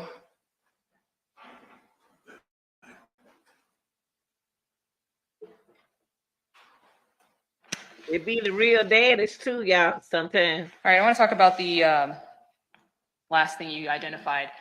You said that you had been searching IS and SS's room for any evidence of where she might be, correct? Yes. Do you recall finding items? I know you said there were several places that you tried to look and you can't recall all of them. Do you recall specifically locating some address that you believed IS could possibly be at? Do you remember this?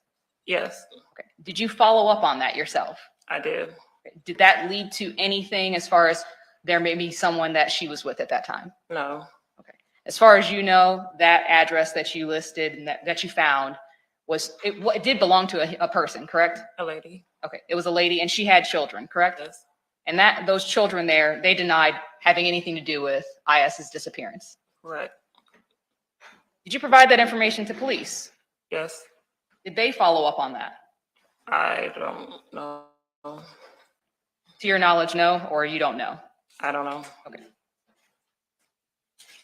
And the other thing that you talked about finding in the very end there was that shoebox. That shoebox, we saw pictures of it, was in the top right-hand corner of the closet that IS and SS shared, correct? Yes. And that box had been there since IS had gone missing. Is that fair to say? I don't know. I was just going through their room. I'm assuming yes. Okay. It didn't look disturbed in the picture, so I'm asking, did you move that there? Did you put it there? Or was that somehow you found it? Oh, it was there. I went through the shoebox. Okay, that's what I was asking. So yes, where is pictured it, or where you see it in the photo is where you found it? Yes. And obviously you've taken it down and looked in it. Yes. But then you returned it back to the spot before police arrived and looked through it. Is that correct? I don't recall. You can't recall if you put it back there or not?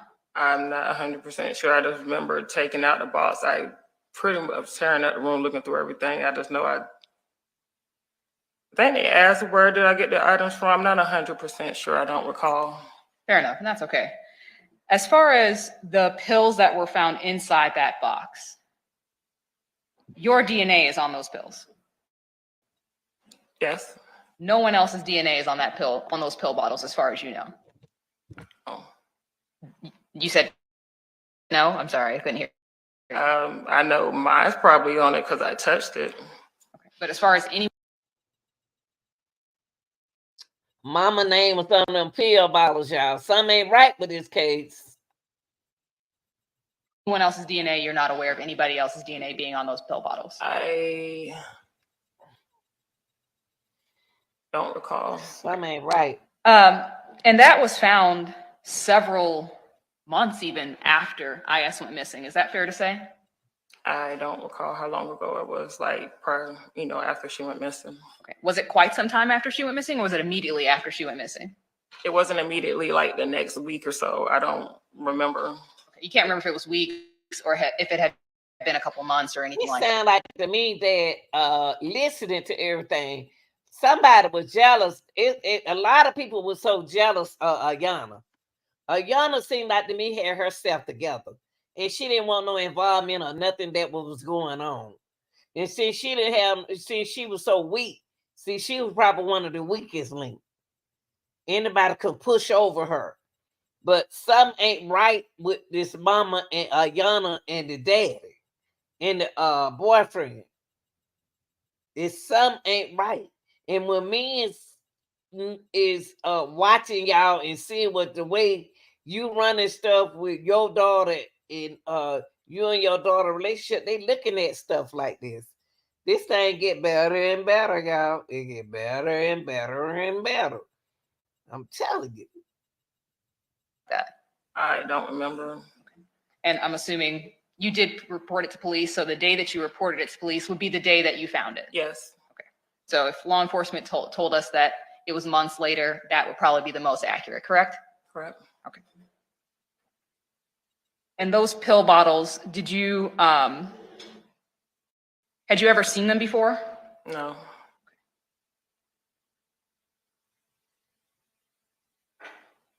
And I assume you asked your other daughter, SS, since it's in her closet, about that. Yes.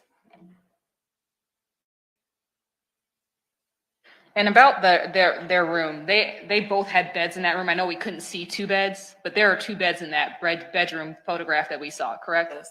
And I know you circled the one side that was IS's, the side that you can't really see, that's where SS was sleeping. Yes. That closet, however, that we saw, that's a shared closet that both of them used. Yes. Okay. And so you don't know for certain whether or not those pill bottles belong to SS, if she had put them there, or if IS had put them there. I don't recall when I asked her.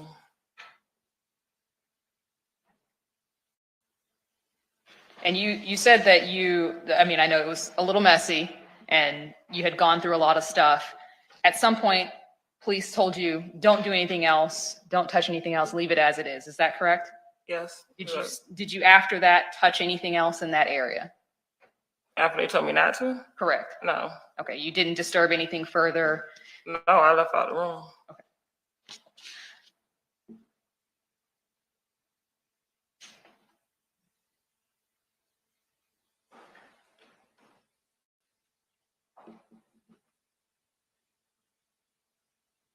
One moment, Your Honor.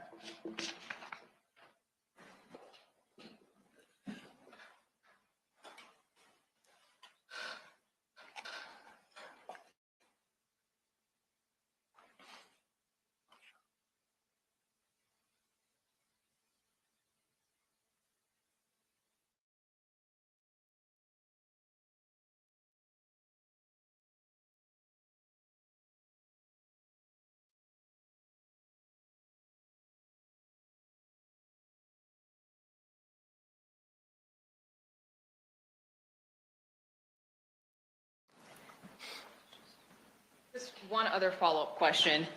In your search and trying to figure out where IS might have been, do you recall there being A plane ticket found at some point? I remember something about one, but I don't remember detail. I just remember something about it. I don't know details or anything. Okay, that sounds familiar to you though, that there was a plane ticket. Heard one time. Sorry, I didn't finish the question, so let me just finish it. You do recall hearing something about a plane ticket being found in relation to IS going missing? I heard something in regards to the plane ticket, but I don't remember. You don't remember the details? Yes. Of like where it was, at exact dates, those types of things? I do not recall. Understood. Would that have been information that you provided to law enforcement? I don't recall. Okay. I don't have anything further, Your Honor.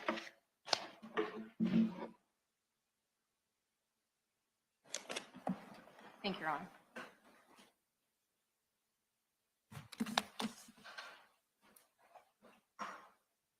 Ms. Mobley, did you ever receive any information that your daughter took a plane flight?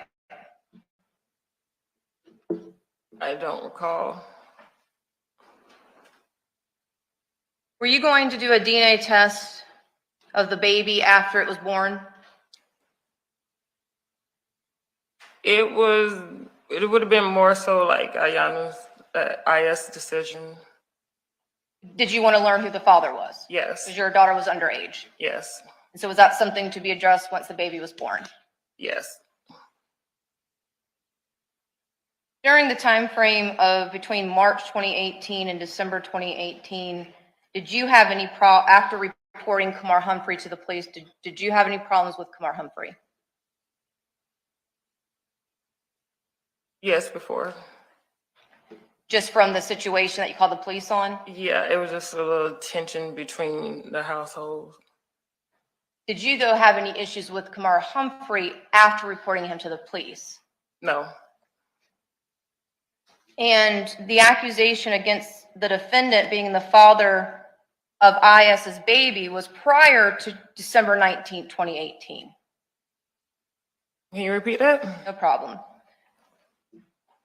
Did you accuse the defendant of fathering your daughter's child prior to IS leaving Terry Parker on that December 19th date? Yes, it was, yes.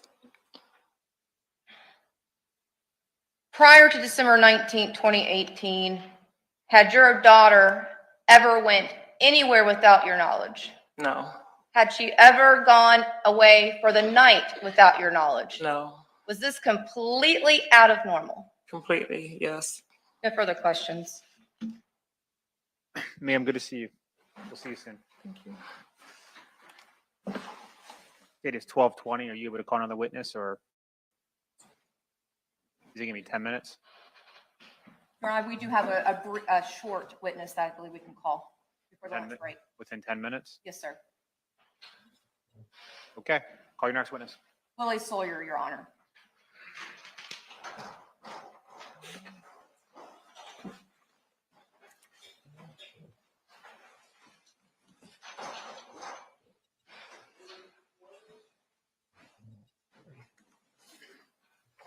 Members of the jury, obviously this will be our last witness before we take our lunch break.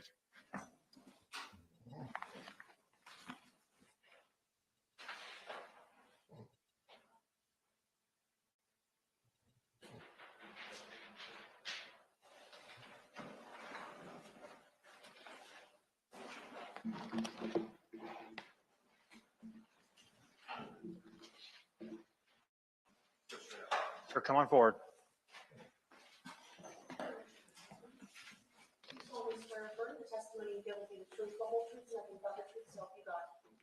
All right, sir, come over here to your right. Watch your step as you come forward. If you need a glass of water or something, let us know. We'll do our best to accommodate you. If there's an objection made to your testimony, just don't answer the question until I rule on the objection, and we'll go from there. That said, state your main quiet. You're ready. Yes, sir, Your Honor. Good afternoon, actually. Good afternoon. Could you please introduce yourself to the jury? I'm Willie Sawyer, Ayana's father.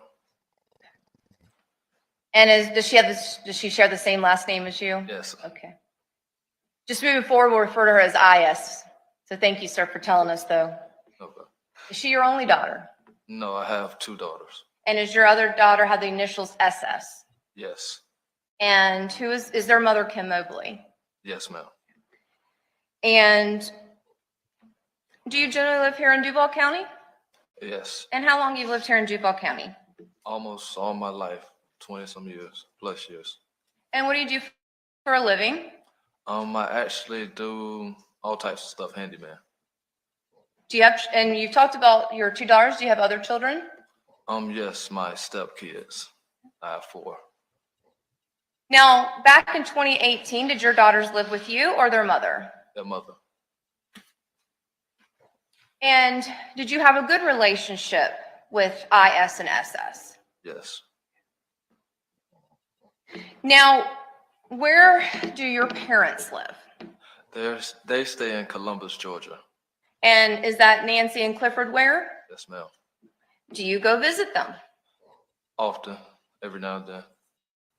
When you get the time off, probably. Get the time off. 6 kids can keep you busy, that's for sure. Yes, sir. Now, were there times that you would take your children, including IS and SS, up to Georgia? Yes. And in the summer of 2018, did you take your children to Georgia? Hey, son. Yes. And Hey. when you all were in Georgia, Okay, were baby. you all focused on the family? Pretty much, yes. And were the activities family-based? Yes. Now, at some point, sir, before I get to that, actually, would IS come over and visit you? Yes. How often do you think that she would actually stay the night at your house? It was mostly weekends. And as she got older, was it a little less? It was, yeah, a little less. However, did you maintain communication with her? No longer than 2 weeks the most. And so you would not go longer than 2 weeks without speaking to your daughter? Is that a yes? Yes. Would that include SS as well? Yes. And how would you communicate with IS? It's both texting and phone calls. Did you ever use any social media to contact her? We had social media, but never really on social media. I call her or text her. Yes, sir.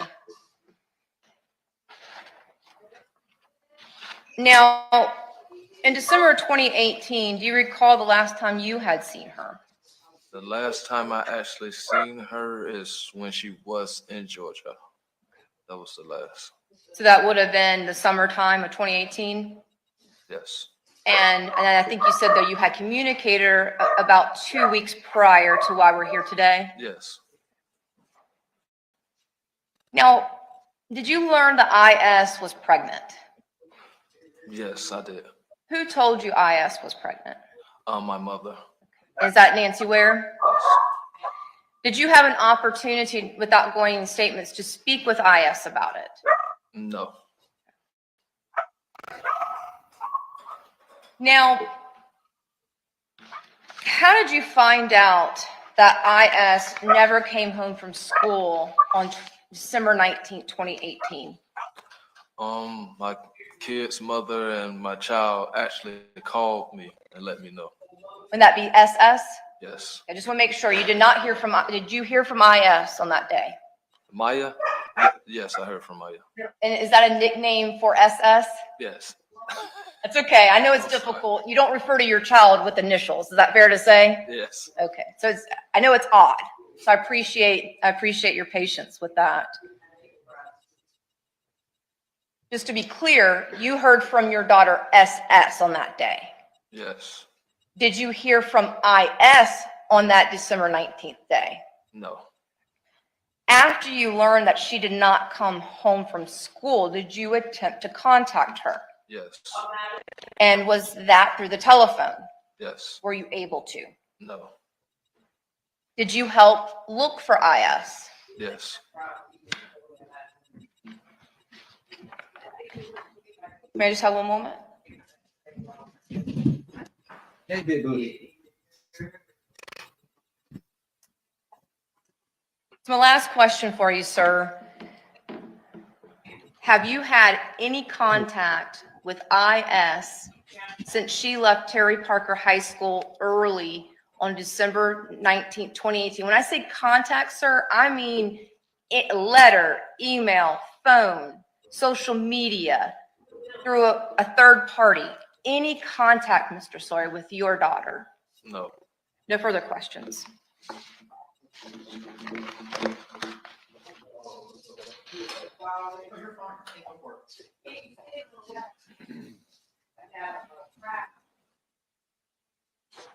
Good afternoon, sir. I'll be brief. Second to last question to you was, did you help search for IS after she went missing? And you said you did. Yes. In fact, you actually looked where you lived at that time, correct? Yes. And can you tell us the name of the apartments that you lived at that time, what they were called? Azalea Ridge. Okay, at the Azalea Ridge apartments, you searched around and talked to people to try and find out if IS had been there, if they'd seen her. Yes. Was that based on information that you received that she had been there? Not really. I was just looking anywhere. Did you ever? The Sorry. Go ahead school, and finish. the school is pretty much right by the apartment, so. Okay, and you're within 5 minutes of the school, Terry Parker School. Yes. Did you ever receive information that IS was believed to be at your apartments? Yes. Okay. And so you searched before you found that out. Is that fair to say? Yes. Okay. After you found out that she was believed to be where your apartments were, did you search again? Did you go around and talk to people? Yes. Okay. Did you interact with anybody that knew her? I tried to, but I never got a chance to reach that person. Okay. So there was a person there that you believe knew IS, but you never did get a hold of them, correct? Yes. Okay. And that person, to this day, you've never been able to get a hold of them to find out anything? No. Okay. Did you provide that information to police? Yes. Okay. And do you know if police followed up on that? I'm not sure. Okay. As far as you know, they didn't, but you're not sure. Is that correct? Yes.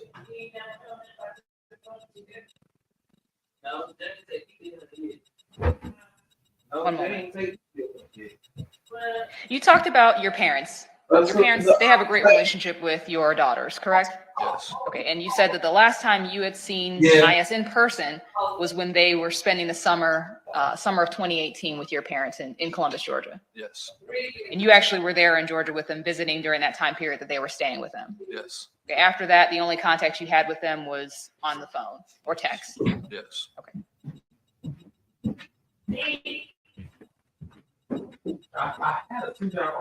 And sir, do you know who Johnathan Quiles is? I met him one time ever in my life. Okay, Yes. so you've never really known him in any capacity outside of the once meeting him. Yes. Okay. Had you ever heard any allegations, any accusations, or anything along those lines of Johnathan Quiles having a sexual relationship with your daughter IS? No.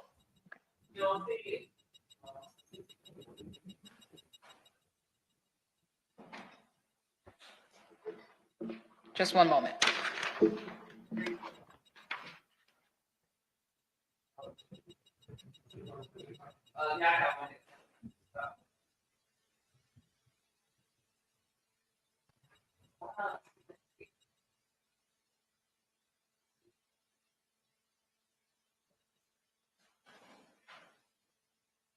All right, and now just take you back to that time period in the summer of 2018.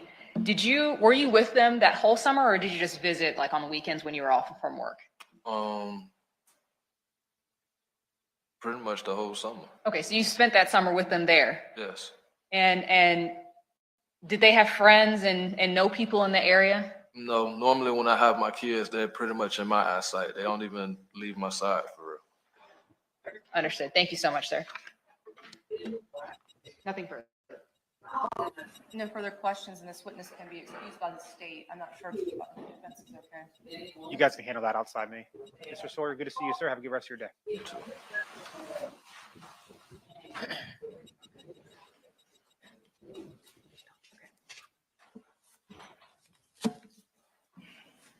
All right, members of the jury, this is a good time to take our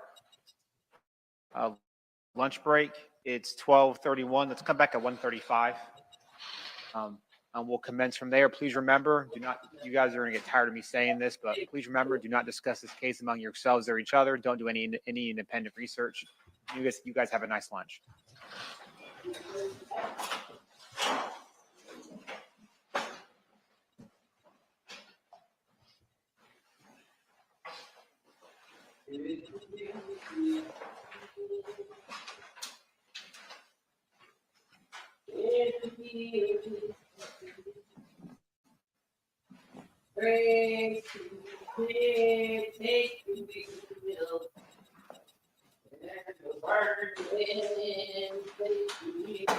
Jury's outside our presence. You guys can have a seat.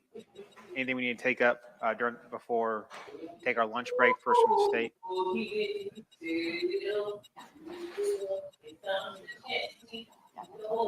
Nothing at this time, thank you, Your Honor. Mr. Davis for the defense. Not from the defense, Your Honor. Mr. Skinner, I'm going to stop believing your time frame if this keeps up. Yes, sir. I think some this afternoon. Okay, I just. Actually, several short.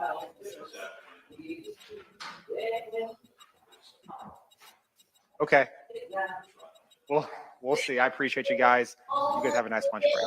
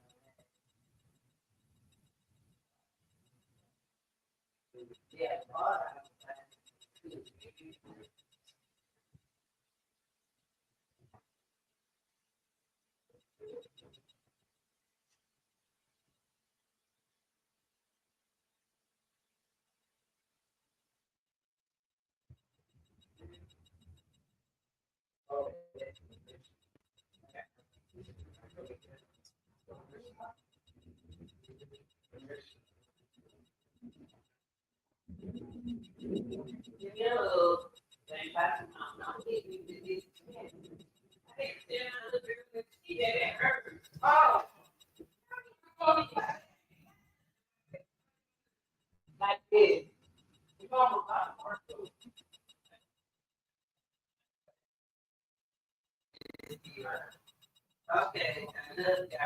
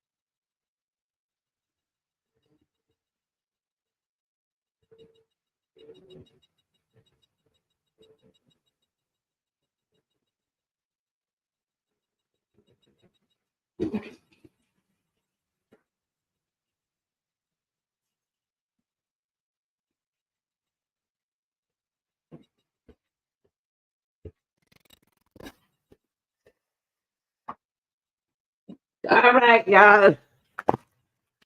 Woo, all right, y'all. Okay. All right, y'all.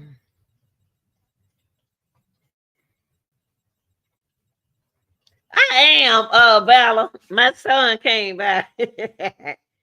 The case was guilty, Henry Dinkins. Miss Anita covered that case too. All right, y'all. I love y'all, and I'll be uploading some more videos. There's some more videos coming up this evening, okay? Like, share, and subscribe, y'all. The real deal. And if you ain't no real deal, go home. All right, y'all. I love y'all. I'm about to go. I'm paying attention.